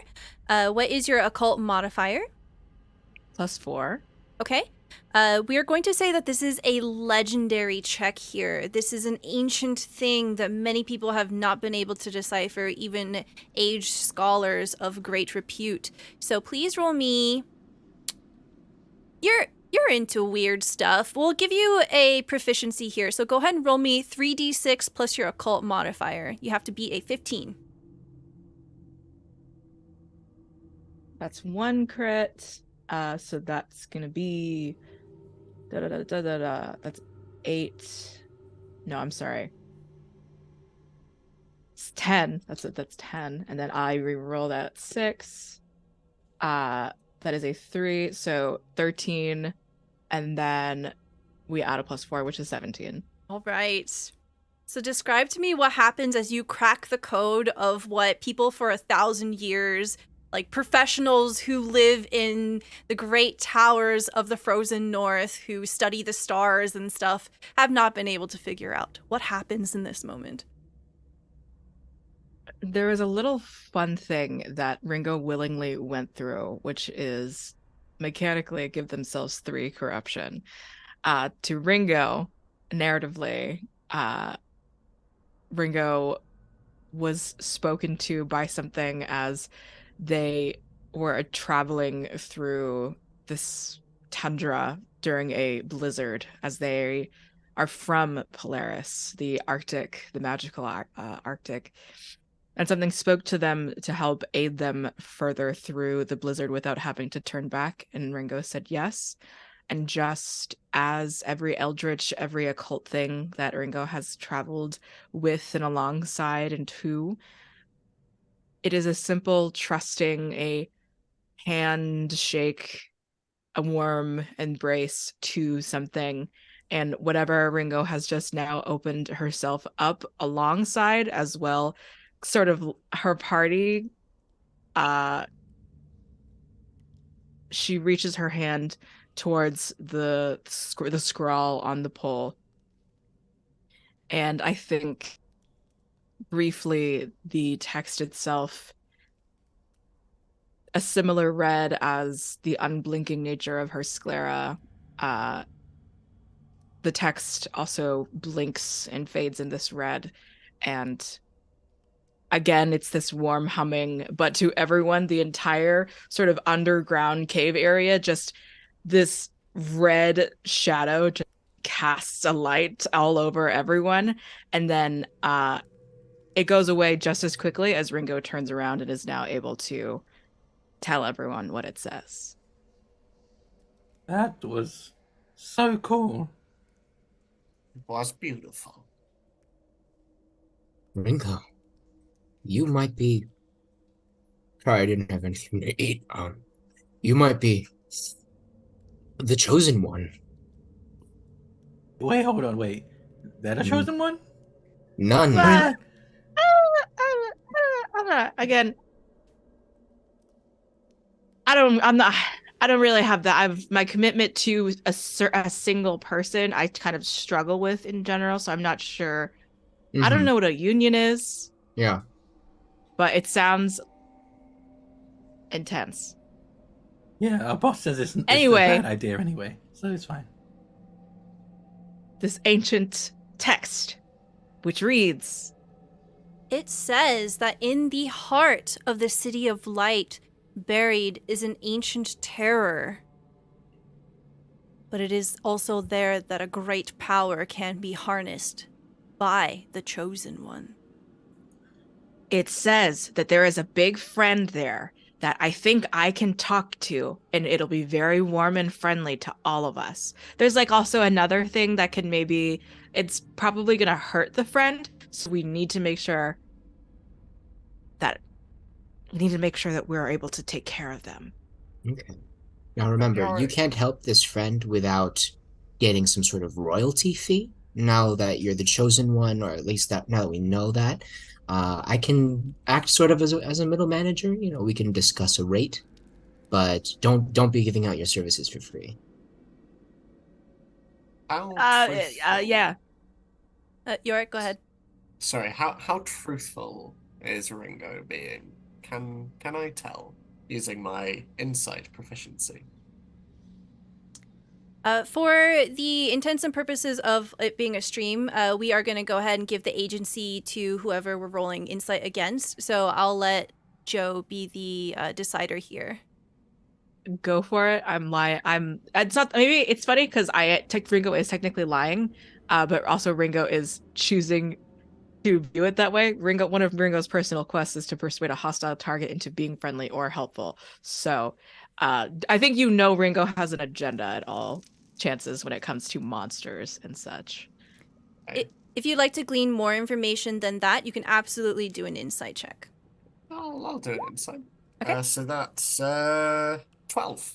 Okay. So the way that you do an opposing check here is essentially you roll the stat, so the 2d6 plus the stat modifier versus the score of the source. So you said you rolled a 12? Mm-hmm. Okay. Ringo, what is your insight? Let me see. 2. Yep. You read Ringo like a book. Is there any additional information that Yorick would get? That apparently the Chosen One shit is real. Yorick just nods, and you see him just subtly move one of his masks and place on one with a slight, if somewhat enigmatic smile. So he just nods. Can we go back to that chosen one thing you mentioned, Monsieur? Is it Yes. a position you can apply for, or is it just handed out to a specific person? So I think I have an extensive resume here actually, and I'm going to go through my satchel and pull out full on resume and cover letter for why I should be quote hero of the town or chosen one. It's kind of like hero of the town / chosen one / owner of the city key / just a overall cover letter for any kind of hero position, and hands it over to Monsieur. Reading glasses all of a sudden. That's pretty good, yeah. You could be a chosen one, maybe, out of a chosen. I'm okay with that. And then I can go up the ranks. I can make it to the chosen one from a chosen one. It's like a thing. The shadow pole hasn't been read in arguably hundreds of thousands of years. Luxian's greatest architects have not been able to decipher its code. I mean, if you can do that at some point, well, maybe we can talk 2 chosen ones. But the chosen one can't be, you can't have 2 the chosen ones. I like to imagine that this conversation is going as you are all walking. I have Yeah. pulled up the dungeon generator now, and we're going to roll to see what kind of vertical element we'll come across.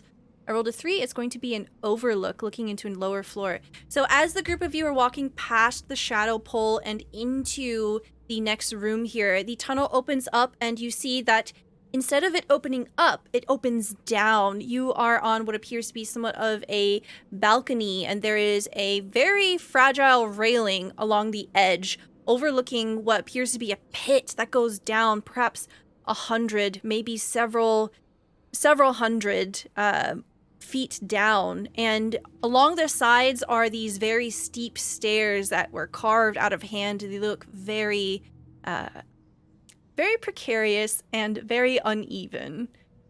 At the very bottom, you see that there is a very dim purple light. And Monsieur Mysterio, you would know that that is a pool of water called the Dim Pool. And in there, you are able, if you want, the adventurous sometimes leap off of this balcony and harmlessly into the water. Shaggy, remember that helmet Dark you Hound, unearthed? but yeah. Pardon? Dark Hound. That helmet you unearthed might come in handy very soon, because here we are coming upon the dim pool. The dimple? Like the a dimple. The dimple. dimple. Like a dimple. No, dim. That's the first word, and then Yeah. the second word is pool. Okay. Is it like a dim pool, like a pool table? Mm-mm. Or no? No, Billiards. we're going to be swimming, my dear friends. Oh, like the pool is in the water, a body of Yeah. water. Okay. For sure. Well, I only have, and I pick up the rusty helmet of swimming. I only have one. And I don't know, and I'm gonna try and put it on my head. It doesn't fit. It's meant for Yeah. like something whose the head has to be like the size of an orange or smaller. Yeah, it's not really fitting. We'll figure it out, or don't, because none have been harmed in the dim pool. Surely it'll just be like normal. Where are you Nothing will saying go. that there's water right after this really There's- this little shaky rail? Like it's just like a jump down. You jump down into the water, yeah. Rigo just like goes to it. Okay, can I get a finesse check here? We're gonna say this is gonna be a difficulty of 5, which is easy. So what is your finesse modifier? +1. Okay. There's a beautiful 9. All right. You see Ringo clear the railing, go off, and then disappear down, and they get swallowed up by the shadow and the dim light below. Oh, that was great form. Yeah, I didn't that even was hear a fantastic. splash. You wait, there's no splash. I'm gonna It's yell not that down. far. 10 out of 10. Incredible form. I've actually never jumped down. Hold on, wait. You- You've never jumped down? You've never jumped. This is your commute. You've never jumped. No, the commute changes every time. Mr. Mysterio is covering his tuba with some cloth. I think your friend's okay. I read about this, once, like a while ago. You'll be Right. fine. Okay. Well, no time like the present. Go ahead. You do see there is an alternate route of taking very many wonky stairs all the way down if you want to do that instead. Oh, shit. There's also stairs. I've already jumped off. Okay. Roll me a finesse check, DC 5. 7. Okay, perfect. You clear it, you disappear. What kind of pose are you striking as you're cutting through the air here? What does it look like? As I jump down, my any intended pose is immediately cut short as I hear Monsieur Mysterio's final words about there being steps, and Yorick just turns and wait, what? And is sort of falling down in this strange kind of like T pose, just many arms flailing about, like the 2 legs flying through the air, bells jingling all around him as the poncho flies around. It's very ungainly. Should I go next, or do you want to? Yes. Me? Okay, Yeah, go. cool. I'm gonna try and like climb onto the railing. Oh no. Okay. So that's going to increase the difficulty check here. Perfect. This is going to be a DC 11 hard check for Okay. finesse. And I think he's gonna like amp it up. He's gonna turn to face Minstrel's like the outside of the kind of hole, so his back is to the pool behind me, and grab his cloak, either corner of his cloak, and just go, "I am the knight," and just fall backwards. Okay. Go ahead and roll finesse for me. That was so bad. Oh no. Oh yeah, no. I don't think there's... Just a question. If there is there a way, like any way to like re-roll? Nope. Cool. I rolled a 7. Okay, so as you are trying to do this, you are climbing over the railing here and grabbing your cloak at the same time. You've got this idea of what you want it to look like in your head. The railing crumbles and you end up tripping on yourself and falling, but you're falling like feet first, head up. And you make eye contact with Monsieur Mysterio. You have a split second to say something. What is your one-liner here? Ah! That's literally it. And he's like, "I'm the knight," and then just falls. Mr. Mysterio, you are the last one on the balcony here. Do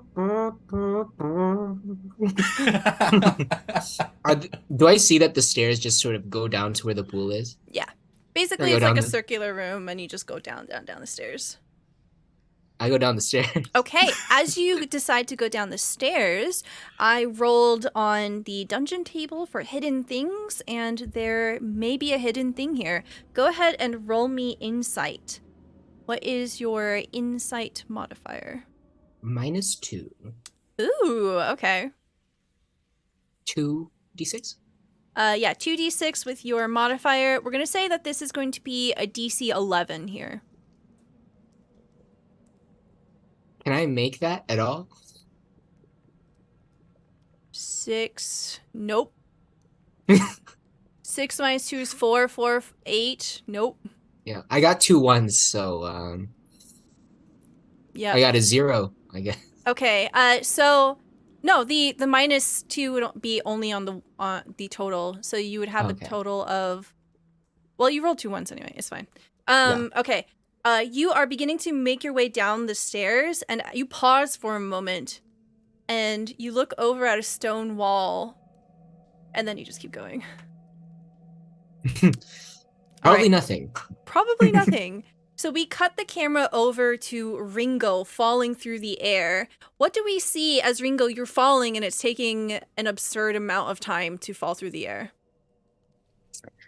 The little sea creatures and ghosts all attempt to sort of spiral around my body as some sort of like spectral floaty or something, but their bodies have no mass or matter. They're literally insignificant in helping me if I am to be plummeting to my death. But I'm just like appreciating them attempting to help me, and I'm keeping perfect form still. Fantastic. And we see Ringo pass by the camera, and then next is Yorick. How have you adjusted in this okay, fantastic. I love it. And then next is Shaggy. Your feet are falling first. What do we see? Any adjustments? I think I'm. If you're okay with it, I don't think my feet are falling first. I think I'm just like fully spinning in every axis and getting wrapped up in my cloak. So you'll see like a black bundle, and just every so often you might see like a head poke out and gets wrapped up back into the bundle. You might see a leg poke out and gets wrapped back into the bundle as he's falling, screaming the entire time. I love it. Okay. So Ringo, you find yourself plummet into what appears to be some kind of orb of dim light, and you realize it is not water as you hit it. It seems to be some kind of gelatinous material. You find that it does pillow your fall, so you don't take any fall damage whatsoever. In this game, fall damage is very, very serious and it hurts a lot. But you find that it pillows and softens your descent completely, and it's almost as if you're swimming around in this fluid. You look around and you can see that there are limits to this bubble that you've fallen into, and you can leave if you like. You see up above you from the direction you've come, there's a tiny hole that is shaped like your body, and beyond is the shape of something approaching very quickly, flailing their limbs about. They seem to have an unusual amount of limbs. Oh my God. Reaching out like a hug, like something's calling for me. Yorick, you land in Ringo's arms. Oh, oh, oh. Well, thank you very much. I just wanted to know whatever it is that you are searching for. I would like to help. It just seemed like it'd be fun. I like fun. Fun is fun, although we should probably move.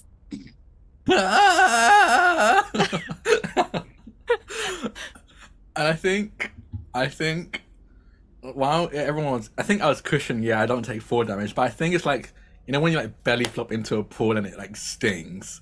I think like I'm in the like spiral where I land just flat on my stomach, and Oh, yes. all the wind gets knocked out of me. I'm like, So where everyone else, the other two essentially pierced through the bubble and then they're suspended in the bubble, you hear a boing as Shaggy slaps down, belly flopping, and is slowly sinking through the surface of the bubble. Yorick puts just on a whimpering. wincing mask.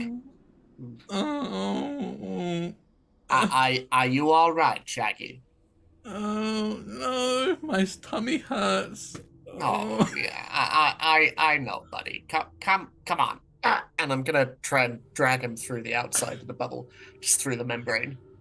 Oh. Hey, Thank don't you. worry. Would you like a scratch? Would that help? Yes, please. I'll give you a little scratch. I'll be careful on your belly. There we go. Boop, boop, boop. Oh, thank there you. We go. You're And again, welcome. his foot like kind of pats in the gelatin we're in as he gets scratches. Who's the chosen one? Who's a dark little boy? There we go. I'm There the we chosen go. one. Yeah, you are. I'm Yeah, a good you boy. are. Good boy. There we go. Boop, boop, boop. The three of you manage to crawl out of the bubble, no problem. You find yourselves on a featureless stone floor here, and unsurprisingly, there is a path ahead. But as you are collecting yourselves here, you find that you are covered in a very fine sheen of mucus. So you are just a tiny bit sticky, like level 1 sticky.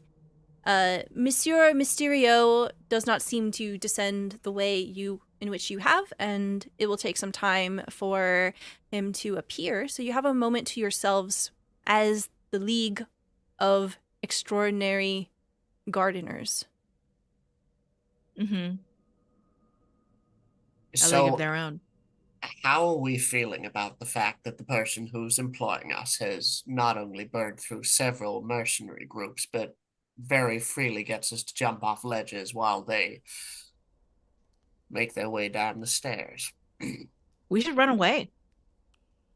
I gonna have run to away? confess, I was thinking something similar. I don't. It's okay, Shaggy. Here, let me continue to give you scratches. Okay, Mommy yeah. and Daddy are talking.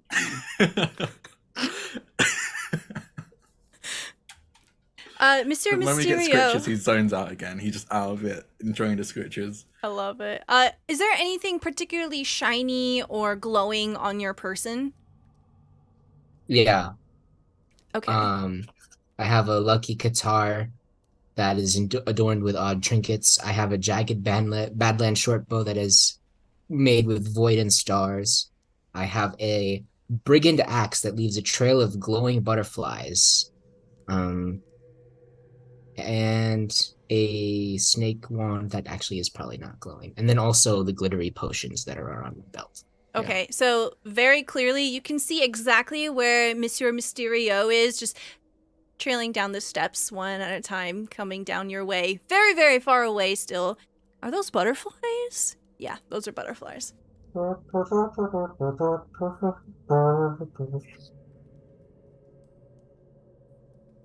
I remember the first time I heard that tuber, I was excited we were having another creative in the group. I kind of hate the sound now. Mr. Mysterio reaches the bottom of the steps. Behold, it is I again. How was your trip? Shorter than yours. Yes, it was scary. So I didn't do it.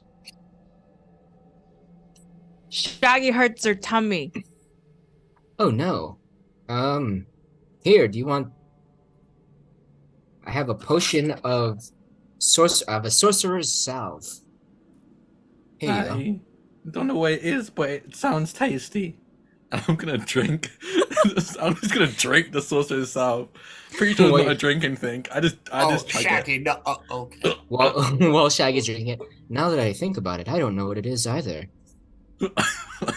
As you drink it, Shaggy, it tastes faintly of cherry and peanut butter. I think as he drinks it, sets it down, and looks up into the distance, and a single tear falls down his cheek. And he goes, "It reminds me of my mother. She used to make peanut butter and cherry pies." Peanut butter and cherry. Hi. It's like, I don't know about that. No, but Like you a should try PJ. it. After all of this, you can come over to my parents' house and we can have it if you want. So they're still alive, or Yeah. right? Why? Okay. No, I assume because of the tortured We got- backstory. Got an orphan thing, got an orphan No, an vibe. orphan. My family is well and alive. Oh, They're fine. Oh. So what is your whole deal? What was the incident? Yeah. There's no time for that. We got a path. As Monsieur Mysterio points towards the direction that is pretty much your only direction to go, unless you, as you look over at the steps, there are definitely over 2,000 steps to go up. It's a lot easier going down. It's a lot harder to go up. There's only one way ahead, and as the four of you look forward, you hear something.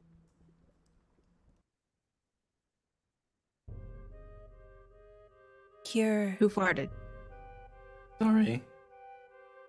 doom, doom, doom, doom. It's echoing. Maybe 50 feet away, 60 feet. The tunnel, the end of it, veers to the left. You can't quite see.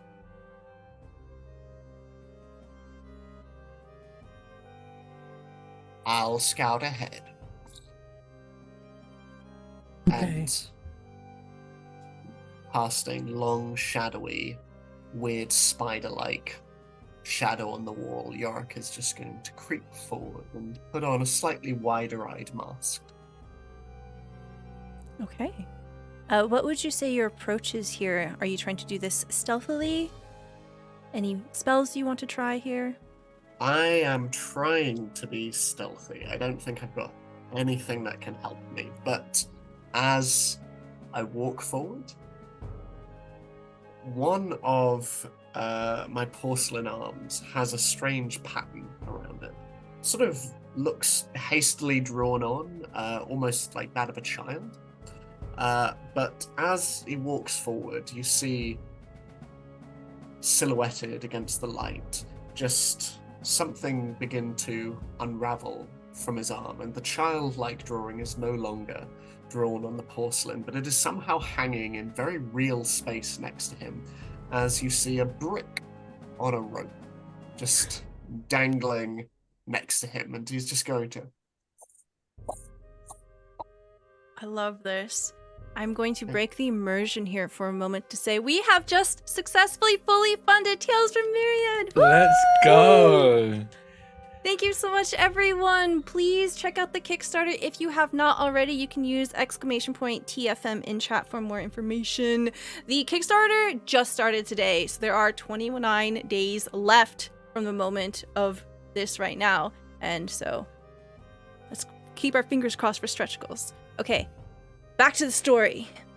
Yorick, as you begin to spider your way forward, can I please get a finesse check here as you try to carefully pick yourself forward silently, trying to hone in your senses all around you.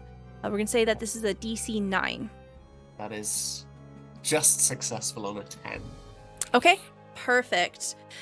So you carefully make your way forward, and the others, you see Yorick manifest this weapon almost out of nothing, but you only see the silhouette of them before they round the bend, leaving the three of you.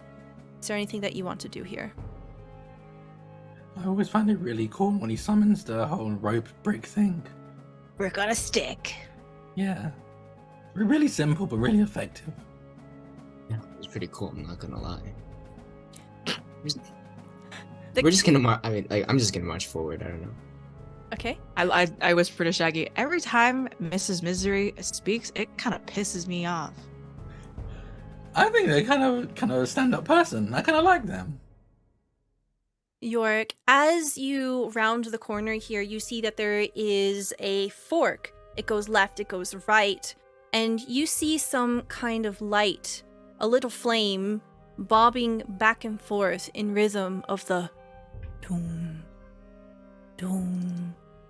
You're smart enough to know that that's something walking. Maybe candlelight? Is it getting closer? Yes. Can I see the source of what is holding this candle? It seems to be attached to something. Whatever it is, it's on the short side. But the actual definition of it is a bit hard to tell. The flame is certainly on a candle, and you see that it washes over what appears to be some kind of a stony surface.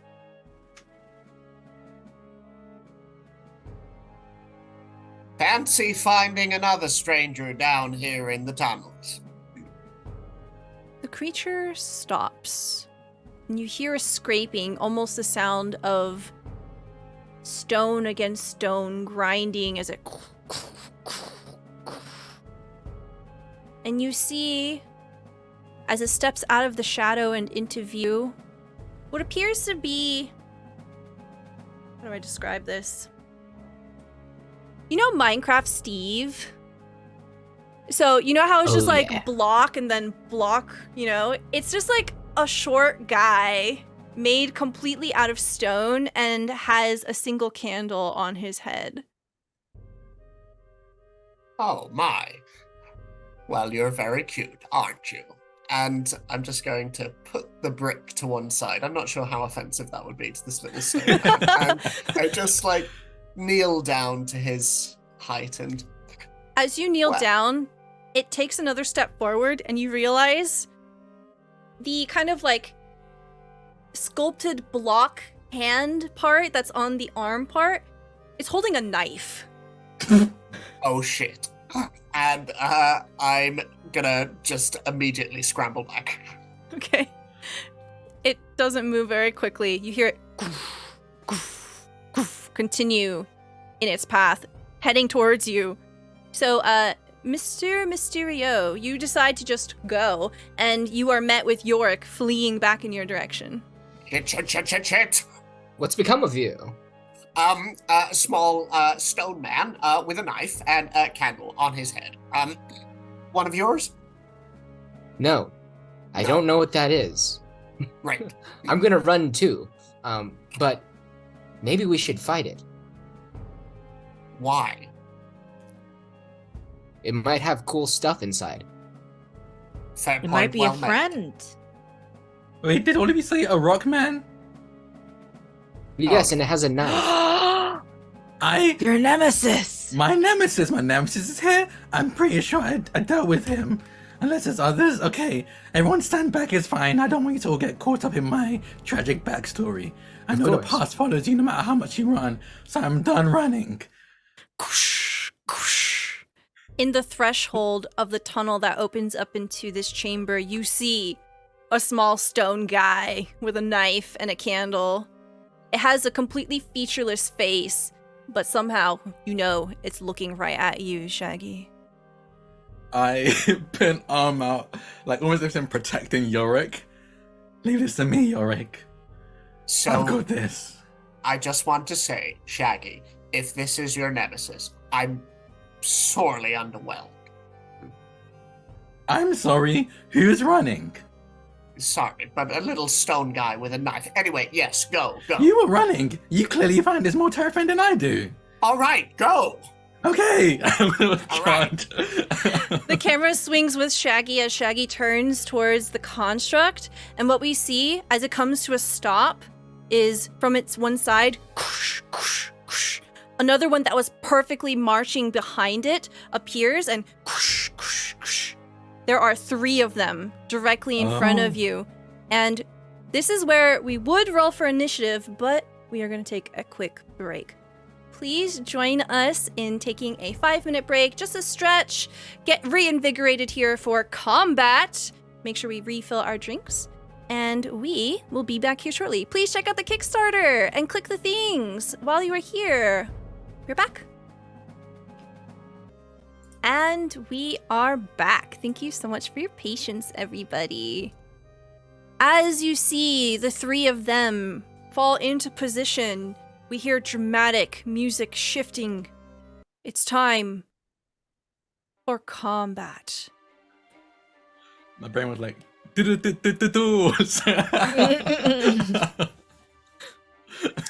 Yes, absolutely. That's what happens. All right, so to determine initiative as we're coming into combat here, we need a coin flip. Who wants to do the honors? Me. Do you have a coin? No, I can roll a D1 Okay. on roll20. I mean D2, sorry. Yeah, D2. Okay. D1. D1. All right, would you like 1 or 2? 1. Okay. Roll a D2 for me, please. Oh, 2, two. you lose. Okay. So what that means, the way that turn order is determined in Tales from Myriad, it is essentially kind of fluid. So we have turns, and then we have each player and character having a round in a turn. And the way that the order is determined is whoever wins the coin flip goes first. And we sandwich each other with the enemy players. So in the case of this particular encounter, it's going to be Candlelit Tinkerer, then a player, Candlelit Tinkerer, then a player, Candlelit Tinkerer and a player, and then a player again. So that's going to be the turn order.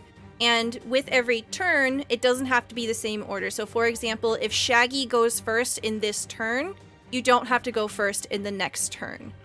The only limitation we have for assigning who is going to go, whoever is in the last. So for example, it doesn't actually apply here because it'll start with Candlelit Tinkerer. But basically, if, for example, Shaggy was to go last in this turn, Shaggy cannot go first in the next turn because essentially you don't want to stack up the 2 turns on each other, and you want to make sure everyone, doesn't get bored and has a chance to play.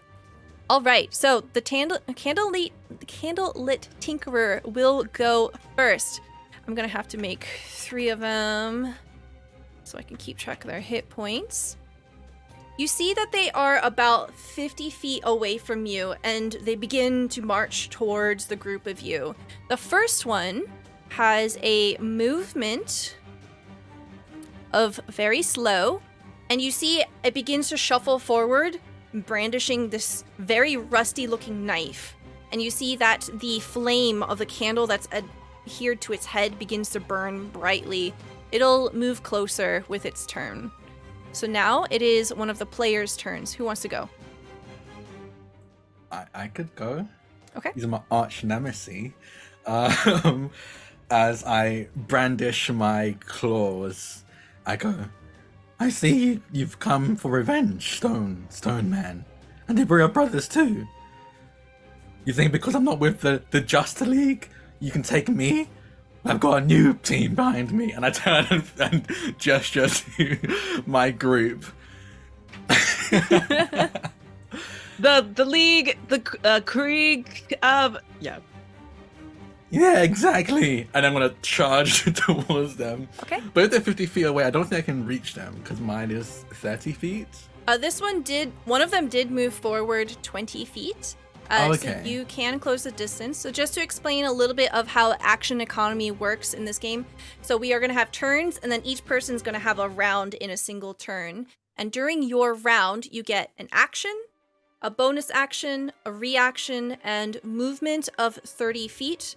And you move around the field in 5 feet increments. We are not going to be playing with a battle map, so that doesn't terribly matter as we're playing here.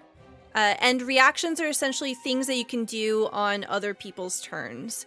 So, yes, if you'd like to use your whole 30 feet, you can close up and be in melee distance of this first Tinkerer. Yes, I think I sprint to this Tinkerer that I've named Stone Man. He's the head of the Stone Man brothers. And he charges and dives and is gonna slash at them with his claws, to see if he can deal some damage. Okay, so when you roll to hit with your weapon, you're gonna roll 2d6 plus or minus your power or finesse modifier depending on the weapon. I believe your weapon is a finesse weapon. Finesse, yes. Okay, perfect. So I critted on one of them. Okay, so that explodes. Okay, so I rolled that again. I want to crit on that one again, but I don't have any more luck, so... 16. Okay. Hit. Okay, the Candlelit Tinkerers have a defense of 9, so that absolutely hits. So go ahead and roll for damage. Depending on the type of weapon it is, you're going to have to roll a different die. So when it comes to a light weapon, it's going to be a d4, a medium weapon is a d8, and a heavy weapon is a d12. Because I'm just terrible and I can't remember, is it a d4 plus your finesse or power? It is Or just a that flat only d4. Just a flat d4, okay. 4 points of damage. Okay. As I slash into it. That's really ridiculous. Okay, so the Candlelit Tinkerer has a damage reduction of 1. So 4 minus 1 is 3. And it has 3 hit points. So tell me how you end your nemesis. Oh my god. Okay. I think it's very much like, again, a lot of it's like in his head and a lot of it doesn't really match with what's actually happening. In his head, again, everything goes quiet. I think he's fueled with energy, the power of his friends behind him as he charges towards Stone Man, and in his head again dives and I think slashes across him and flips over to the other side of him, and lands on his feet as Stone Man collapses into rubble. But in reality, I think he just kind of blindly closes his eyes and screams the entire time as he charges and accidentally slashes into and accidentally stabs Stone Man and keeps running through and just kind of crumbles around him as he runs and then comes to a halt. I think Fist's kind of a bit bloody because he did end up punching Stone, but he's too much in an adrenaline rush and too much in his head to realize. And also, because I crit, I have a tier 1 ability called Inspiring Strike. So making a critical hit grants me 1 extra reaction before the start of my next turn. So I now have 2 reactions before the start of my next turn. Excellent. Very good. One very important mechanic for this game is something called cinematic advantage. Exactly what you described going on through Shaggy's head is something that would apply to cinematic advantage, but you specifically said that didn't happen out, in the real world. So you don't have to worry about this. But to explain what cinematic advantage is, basically if a character is going to try to achieve a cool effect, talking about how you're going to run up the monster's back to leap onto the building and backflip and do a really crazy kick or something like that. What will happen is the DM is going to set a difficulty check. Generally, it's encouraged to keep this kind of low. That way your players are encouraged to do all sorts of shenanigans with combat and so forth. For example, 7 is the average for a 2d6 roll. And you tell the players what happens if they fail. If they succeed, the cool thing that they described happens, and they can increase their critical range by 1. And what that means is when you roll a die, the highest number is your default critical range of 1. But if you have a critical range of 2, then, for example, on a d20, it would be a 19 and a 20 instead of just a 20. So, yep, that happened. You have a bonus action left. Do you want to do anything? No. I don't think I have anything that can do useful bonus action at the moment. Okay. So no. Yeah. Most cases, you're not going to have a bonus action. There are very special cases. All right, so that is your turn. It's going to be number 2 Candlelit Tinkerer's turn. They begin to they come up the 20 feet, and because you are in range, Shaggy, they will attempt to hit you. No. Stab. Okay, that's a 6 plus 1, which is a 7. What is your dodge? My dodge is an 11. Okay, so for the chat here, the way that dodge is calculated, it's going to be 8 plus or minus your finesse modifier, unless you're wearing heavy armor, in which is just going to be a flat 8. If you have a shield, you can raise your shield to increase your dodge by 3.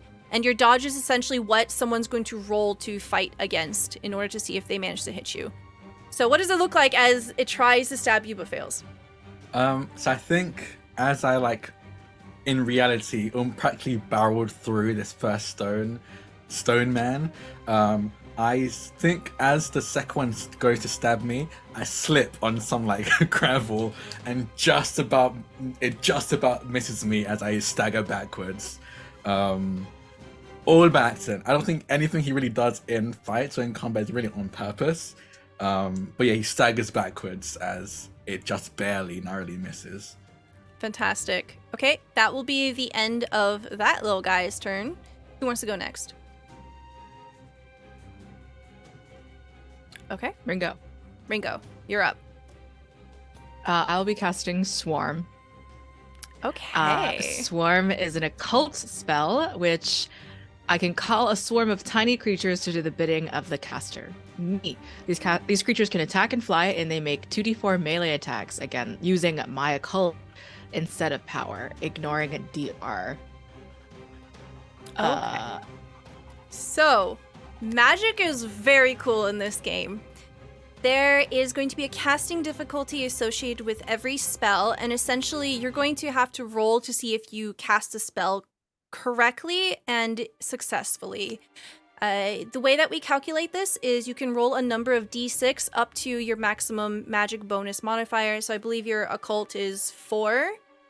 Mm-hmm. Okay, so you have a +4 modifier for occult, which means you can roll 4d6 here for any occult spell that you want to cast. And I believe for Swarm, it's on a 5+, which means you have to roll 5 or higher. Or 6. Yep. Yeah. So, one thing to keep in mind with spells and spellcasting is miscasting is a huge part of this game. So, with any of the dice that Ringo's about to roll here, if you get any doubles, it will add a level of miscast to your spell. So, it will still succeed if you manage to succeed, but something goes wrong.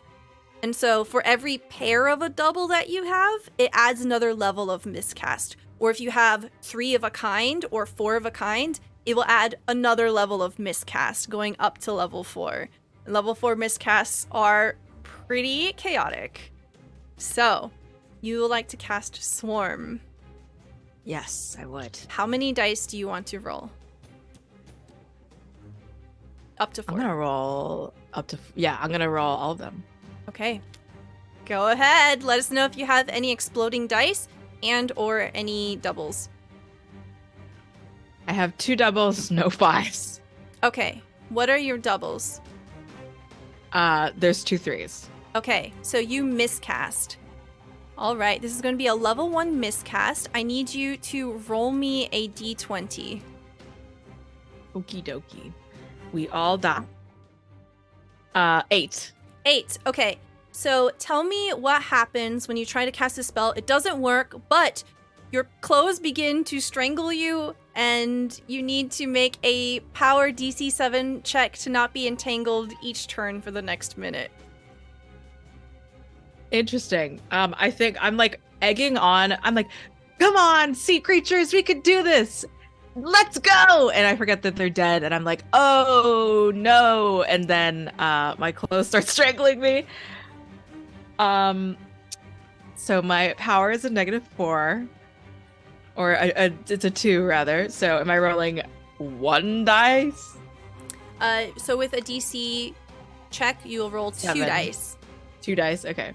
Yep. Mine 2 With dice my minus -4. 4. Yep. Okay, so You have to beat a 7. Is that even possible? it's Snake Eyes. So that's Oh. it's something special. Yeah. So you are going to be entangled. It's not gonna like choke you out, but you do get wrapped up in your clothing here as a result of your miscast. Well, and then I just like fall back. All right. We'll say that it knocks you prone here. Okay. Yeah. Excellent. Next, it will be the third and final Tinkerer. It will move forward and attempt to stab Shaggy. Because you're in range.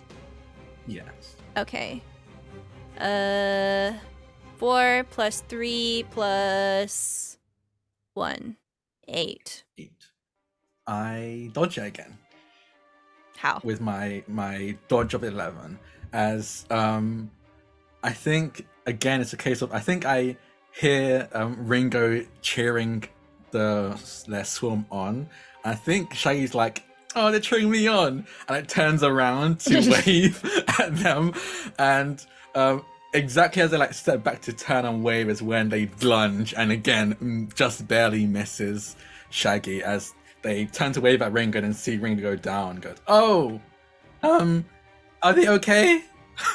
And before turning back to okay, cool, good, and we'll turn back to face the candlelit tinkerers. God, that is hard. I'm gonna stick with Stone Man. It's hard. A tongue twister there. Excellent. Okay. Next is going to be Monsieur Mysterio or Yorick. Who would like to go first? Okay, I guess it'll be me.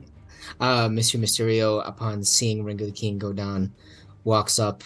There's a shot from like then right next to his foot, and you see the Stone Man in the distance, and then right in front of the camera plops down his huge backpack.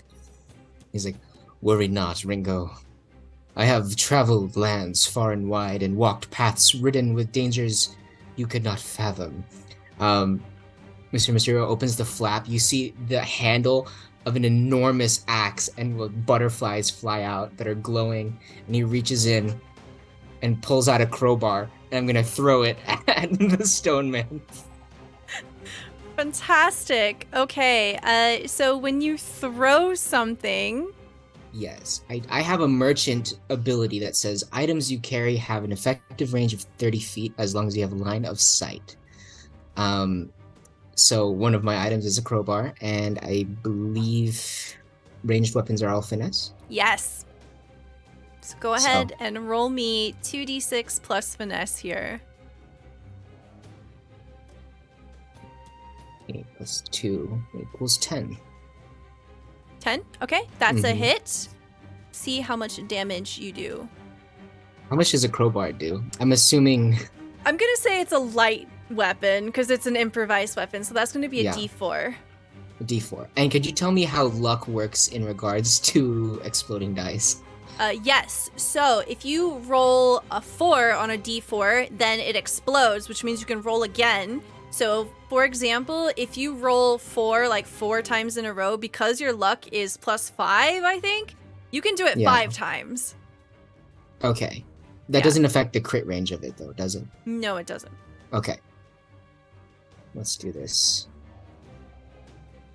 I rolled a 1, but I have weighted dice, so I Okay. can re-roll ones. Okay. So that's 3 damage. Okay. You throw the crowbar and you see that it cracks the head of this stone creature in half. It just... The chunk of it falls off as it takes 2 damage. It looks like it definitely couldn't take a blow like that again. Great show, Monsieur. You got James Stoneman right in the skull. Thank you. Anything else for you? I think I don't have the description on me for Sorcerer's Salve, but Sorcerer's Salve. Let's I see. forgot I drank that. It's a potion that decreases a casting difficulty by 1 minus finesse minutes. probably would have been helpful to give to Ringo instead of Shaggy. You hear And like giving- a gurgling sound from Shaggy's stomach because it's not really settling well with him. I can't feed it to Ringo either because that would be an action, right? Yes. Okay. So I'm just gonna pull it out. Okay. Oh, gross. Prepare. All right, Yorick, it is your turn. So looking around, seeing the crowbar fly across the cavernous space and seeing Shaggy kind of doing all right, although he looks an absolute wreck, and running over to Ringo. Sort of, Yorick is going to hunker down next to Ringo. The remaining candlelit tinkerers, can they see me? Are they Yes. lovely? In which case, looking around at the various states of disrepair everyone is in, once again, Yorick removes his existing mask and puts on instead one which is almost rictus grinning, its mouth wide open, threatening to burst apart at the seams. And throwing his cloak back in this wild flourish and the bells ringing out, he's just going to stare down these two tinkerers and looking at them intently, just simply utters the words, "What's the difference between a good joke and a bad joke timing?"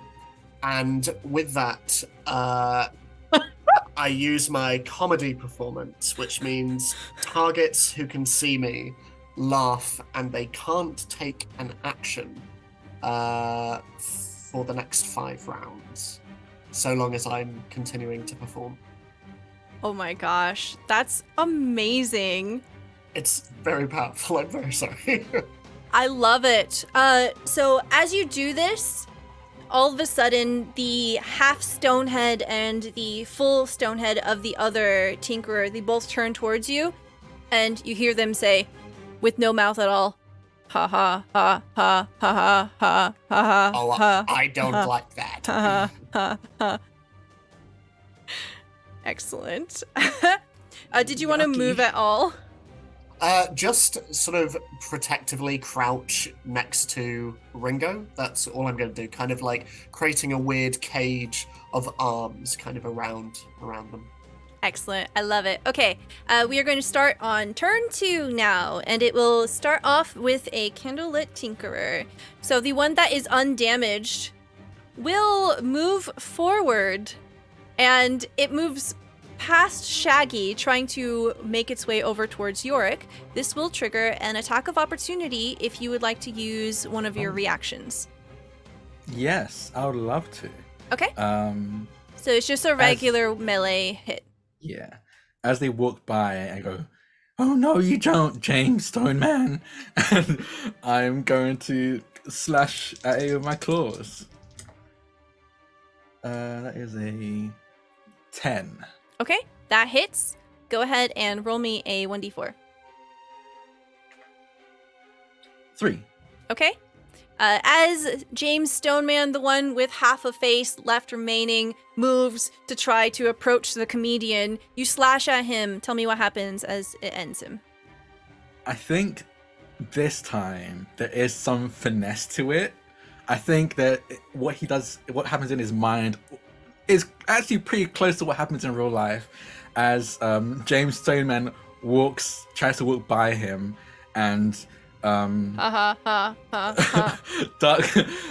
Dark Hound trips him over, like sweeps his legs, and as he falls, slams his claws into him, so his body weight falls into the claws, and you see them burst from the back of James Stoneman, for pulling it and ripping it out. I think that it's cool and all in his head, but the sad thing is that I think one of his claws gets chipped because he's been hitting way too much stone with these claws. But in his mind, it's like very badass and everything's perfect down to the T. Excellent. Next, it'll be one of the players' turns. Who would like to go? Ringo. Can I try to get out of this, please? Yeah, absolutely. Go ahead and roll me another power roll here. You have to DC 7. Oh, never. Oh. Let's see. Okay. That's an 11 minus 4, which is 7. 7.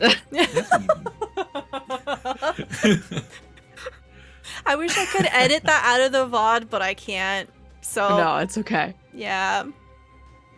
So you're free. Yeah. Tell me what it look like as you. Okay. Yeah. Thankfully, all of my literally everything I'm wearing is like gossamer and silk. So I think at some point I think I just have to like go shirtless and just like rip it off of me and just like kind of like take everything off. So I'm just now in cargo pants. And I just sort of go, oh, well, let's do it again. And then I'm going to try and cast Swarm again. I love it. Okay. Roll me up to 4d6. It's going to be 4. Okay, yes. That is going to be 1 success with 1 5, finally. Okay. Any doubles? I have 3 4s. Okay. So that means you succeed, but you also get a level 2 miscast. Okay. All right. Roll me a d20 here. I get choked by my pants. 6. 6. Your hair is made of fire for the next hour. Beautiful. Awesome. Does it hurt me or No, is it's it just aesthetic. Okay? Amazing. So I rip my shirt off. My hair turns into fire. And I also now finally cast a little swarm of undead with matter now, little zombie sea creatures come from the ground and they will attack. They'll attack unless there's like multiple going after Shaggy, just like whichever first one is after There's Shaggy only right one now. left, yeah. Okay, great. His name is that's gonna Cedric be- Stoneman, by the way. Cedric Stoneman. Yeah. This is a 2d4 melee attack using my Occult. occult. Very good. You have to beat a 9. All right. So I'm rolling to hit right now first. Yes. Okay. Oh, baby. That's going to be a 10. Okay. Did you explode any dice? No, I didn't. Okay. 10, and then go ahead and roll damage. On the d4, so that's 7. 9 damage to 9? Cedric. Okay. This absolutely decimates Cedric. Please describe what this looks like. All of the undead sea creatures horrifically form and almost like those disgusting like glue balls in The Incredibles that just like fly really fast and just like, you know, cling, and then it explodes. Okay. And with it exploding, you are left with the sound of rubble falling and crunching, and the sound of 3 rusted knives hitting the ground. Shaggy. You're- Oh, go ahead. No, you go. Shaggy kind of stands over the rubble of his nemesis and looks down, like a shadow is cast over his face, despite the fact you can't see most of his face anyway because of his hair, and he just goes, "You all had potential. You could have been good people. But you went down the wrong path." We had to stop you. Yorick, He kneels down and like as if he's closing the eyes were dead, like the dead person like gently runs a hand over some of the rubble, and then stands up again. Yorick walks up behind Shaggy and placing a reassuring hand on your shoulder, just says, "You're still very wet. Very I wet. know. Yes. No, I know. We'll get you dry in a moment. But you I- feeling nice and was that a good catharsis for you? It never is nice to end a life. It's a burden No. I'll always carry. Sure, you've done this a lot. Because it had to be done. Mm. I And look I'll over. take the burden so others do not have I look to. over at Monsieur Mysterio and I say, "Is revenge worth it?" Monsieur Mysterio, Ringo the Keen's hair is made completely out of fire right now. I just want to let you know. Yeah. Mr. Mysterio is like picking up rocks from the destroyed Tinkerers and like seeing if there's any gems in Appraising there. them. Yeah, appraising them. Yeah, okay, go ahead and give me a luck roll here. We'll do a 3d6 plus your luck modifier. We'll do a, where's my thing? We'll do a difficulty check of 13. We'll see if there's anything rare here. 11. Okay. You just have a bunch of rocks. You do, however, find that these particular creatures have 3 rusty knives, and also they have 3 components. And components are a very important thing in this game. We're going to go ahead and say that they're oil components. And the way that components work is they are generally used for crafting and also casting. They are very hard to come by. They cost the equivalent of 50 crowns, which is the currency in this game. Components have the special ability of if you announce that you're going to use a component in combat, it gives a +2 to all of your dice that you use, and it also makes you have immunity to miscasting. So it's very, very strong. So you have 3 Nice. oil components. Mr. Mysterio is picking these things up and looks over at Ringo and says, "Ah, revenge. You know, in the swamplands, they tell the story of." You just see the reflection of the fire in Mr. Mysterio's eyes. He just goes, "Oh," and just like drops everything and walks over and knocks over the backpack. You see the most like rare magical items spill out onto the floor. It's cool. May I touch the chosen one's hair? Um, I can just look at it. I can just stand right here and look at it. you can touch it if you give me $1. Without looking away. Pats around on the ground. Here, I don't know how much that is. It's $1,000. Is it like 1,000 crowns, or is it It's just 1,000 crowns. okay? That's $1,000 American dollars. 1,000 USD. Okay, which is completely worthless in this game. Yes. Perfect. Yep, that happens. Yep. Okay. And that's just where he's going to be for a while. So- Okay, wonderful. As soon as the group of you begin to compose yourselves, we are going to have one last exploration roll here. So I'm going to roll a d6. That's going to be a weather change. That's going to be a d20. I was like, did I just break the stream? That's a 19. Okay, great. As the group of you begin to continue forward, you're following down that tunnel that Yorick had originally scouted. You begin to head towards what appears to be the entrance to a building of some kind.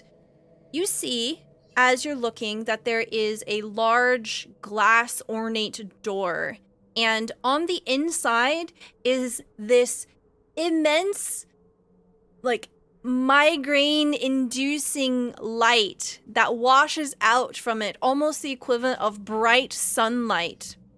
A golden glow that just completely peels away any darkness.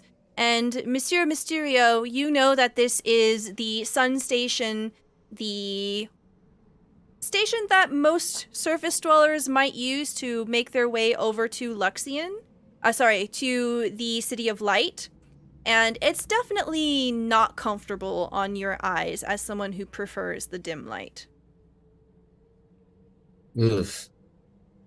We're in the right place. Puts on huge sunglasses to cover his big moth eyes.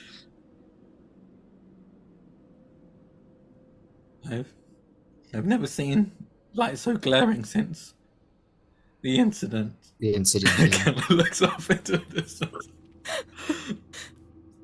All right. So as the group of you approach, you open the door and you see that there is a large tram waiting for you. And as you approach, you see that there is a conductor. I'm going to use the very fun generator for the character.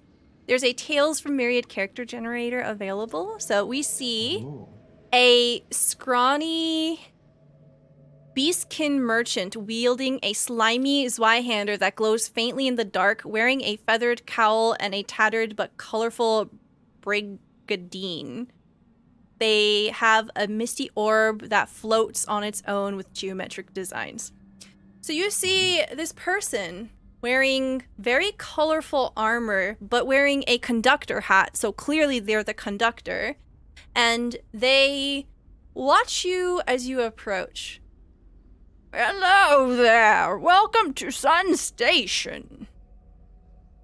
Salutations and well met, my friend. What he said. Hello. Hello. If you're here, then you must be on your way to the City of Light. Is that correct? Yes, indeed. Hi, Monsieur Mysterio.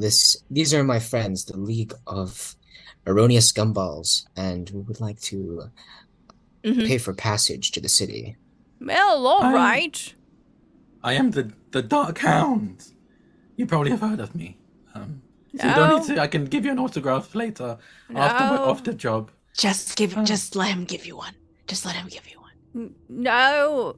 I know better than to accept any strange script down in these holes. The last time I took anything of a contract from someone down here, well, let's just say you shouldn't be signing anything while you're in Luxion. Oh, okay. No, noted. There's a reason why there's no unions here. So, do you just wait down here for passers-by to fight their way past little rock people with candles on, or?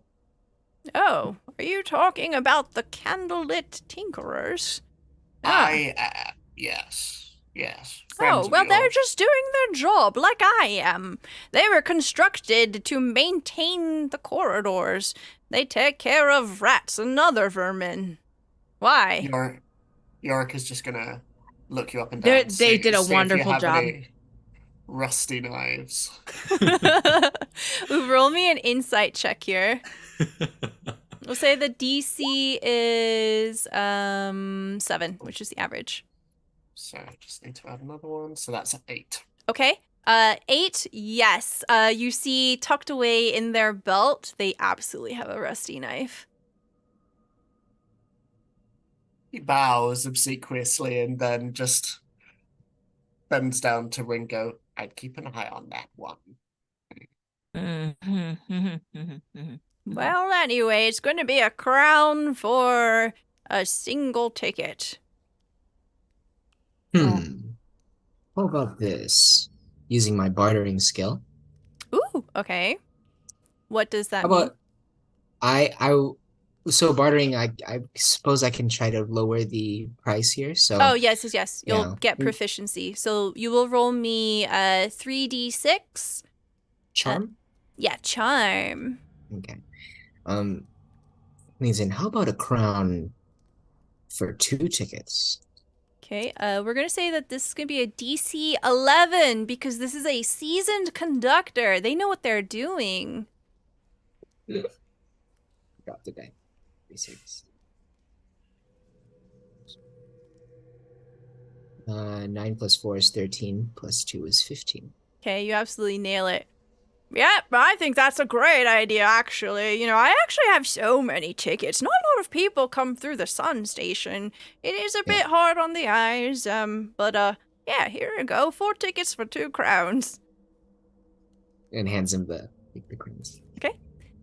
The group of you begin to climb into the tram, and as you do, you find that this particular tram has not been cleaned in some time. You can see that there are definite piles of things underneath the various seats that haven't been cleaned. There's a bit of slime here or there. You see that there is some kind of unusual goo in the top left corner of the 4 car, and you're pretty sure that that is a green slime, but it seems to be sleeping and doesn't seem to notice you.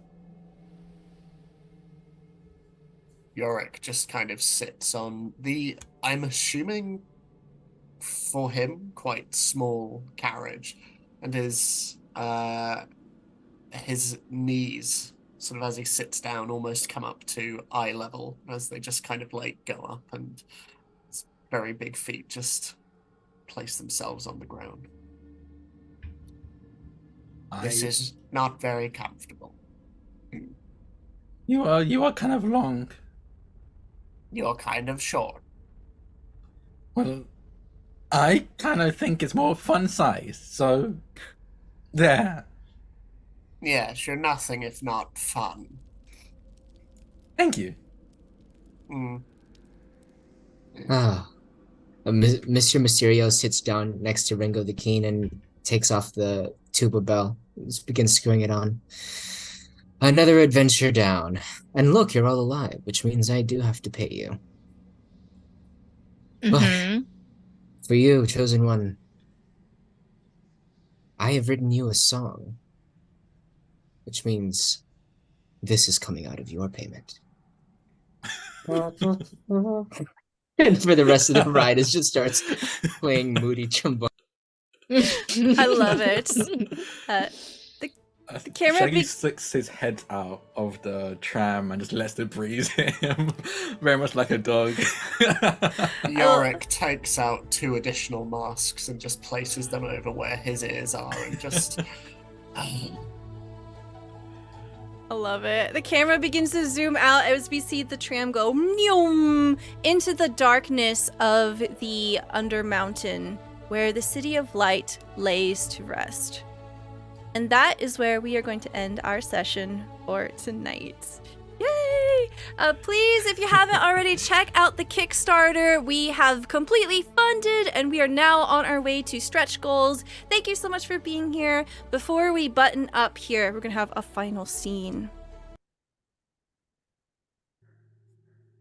The camera reappears in a dark, deep place. We hear the sounds of industry far off in the distance, maybe even a choir of endless singing, one that might be well remembered as a feature of the City of Light. But we are nowhere near that capital at the moment. We are somewhere in the deep, dark belly of this world. We know that Myriad is a cone-shaped world, and the further down you go, the more monstrous things live. Ringo the Keen, it was foretold that you are the chosen one. I would like you to describe what monster lies in wait for you.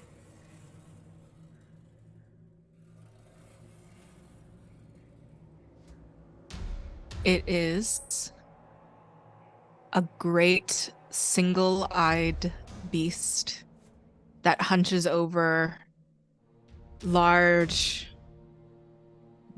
giant, fleshy, not furred, but not mortal flesh either, sort of like an entwining light, but also a light is cast off, but it is a green gray kind of veins following down these arms.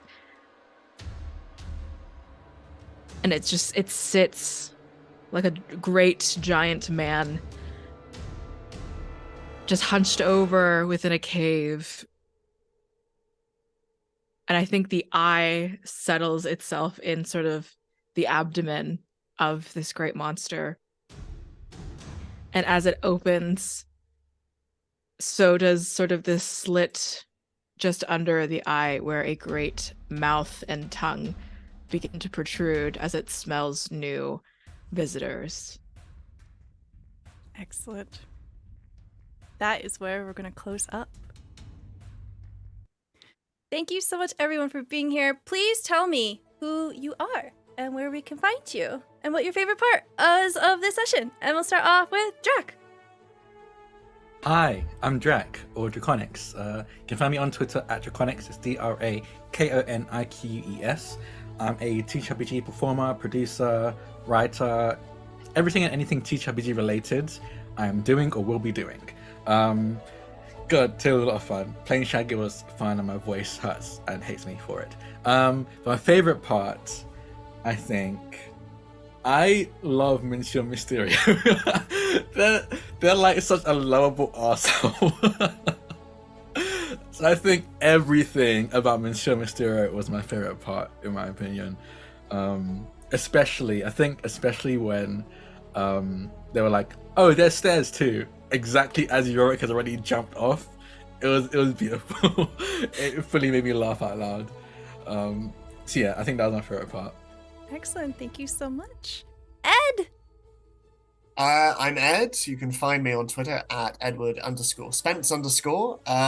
I am taking a little bit of a break from GMing at the moment, but I will be back in May with a very exciting thing that has yet to be announced. And you can find me as a player on the newly debuted series Stormforge, which is every Wednesday at various times, depending on your time zone, on Captain Robert on Twitch. My favorite part was a line that you gave, Z, which was simply, "It wasn't safe, so I didn't do it." And I think I'm just going to start employing that in everyday life now, I think. But everyone is wonderful. Everyone was fantastic. I love Shaggy. I love Ringo. And Stella, this is the first time I've been GM by you. Delight. I want to do it again. Thank you. I really appreciate it. We'll hop on over to Josephine. Hello, I have been Josephine at Scary Dog Friend, reviving a very old stream character at this point, Ringo the Keen. You can find me on Bad House RPG and Nameless Domain. We over at Nameless Domain on Monday afternoons we'll be playing The Corrupted, a new zombie apocalypse game written by Navarre Jackson, a wonderful friend who is also the wonderful creator of the Secret Nerd podcast. You can see some wonderful voices and faces over there. One of my episodes also on Secret Nerd podcast where we talk about hagsploitation and K-pop. Lots of fun nerd things that you can get over. I'm all over the place. You can find me on the last episode of the Total Party Chill the Table Wanderhome series next Monday as well. Sorry, next Monday. And news about ET1 by night over at Bad House RPG very soon. If you want to go over to my Twitter, my pinned post has a fun little Dice NB code where you can get 10% off some wonderful, beautiful dice, such as the ones that I used. These in particular, these are huge D4s, which is lovely. I'm doing lots of stuff, so follow what I'm doing over on Twitter. Thank you. Excellent. Do you have a favorite part? Yeah. Oh my God. I truly loved Yorick's, like the image of like all of the faces changing, and it, oh my God, the comedy performance took me to an entirely different place. It was so funny and amazing and extremely nice to play with you for the first time. Ooh, me too. Thank you, thank you. And now, for the finale, Monsieur Mysterio, the Magnificent. Good evening. Yes, I am Z or Zach. I have been playing the mystical, magnificent Monsieur Mysterio. Goodness, you can find me on Twitter at ZachDevs. You can find me here at the same time, Tuesday at 8 p.m. Eastern Time for Brian and Blight. You can find me over on Bad House on Thursdays for our Mage V5 campaign called Ashes of New Amsterdam. My favorite part, gosh, it was really, so I'm pretty much almost first time with everyone. I did play once with Josephine here, and I was blown away by everyone's performances. You're also funny and creative, and the way everyone bounced off each other was incredible. I'm not first time playing with Stella. We we play a lot, but even still, I guess if I have to choose, I honestly just was in love with all the slapstick humor coming out of Jack with Shaggy. Shaggy was really funny to watch, and I feel like if I were watching this game, I would just be laughing my ass off audibly, but I had to be normal. Oh, thank you so much. I'm Stella Luna. Thank you so much for watching. And thank you so much to Carson Lowe Miller for sponsoring this one-shot for Tales from Myriad. This has been absolutely wonderful. As you've seen with the various tables I've been showing throughout the episode, this whole session was just made up by those tables that I rolled in the moment. You saw the session in creation. All I did was decide that they were all going to be on a dirt patch, and they took it away. This is a very awesome system. The book itself has a ton of GM tools, so even if you want to try out other systems that might not be Tales from Myriad, there are a ton of resources in here, and as you have seen, there are weather charts, there are loot tables, there are curse tables. There's pretty much everything that you need to run a TTRPG adventure. So, my favorite part, I absolutely loved the masks of Yorick. I definitely didn't, I know you had mentioned something like that in the session 0 that we did, but seeing it in action just had a completely different feel to it, and it was very, very cool. So thank you so much for making such an awesome character there, Ed. But that's gonna be it for us. Have a wonderful rest of your night. Please check out the Kickstarter if you haven't already, and we'll see you next time. Bye, buddy!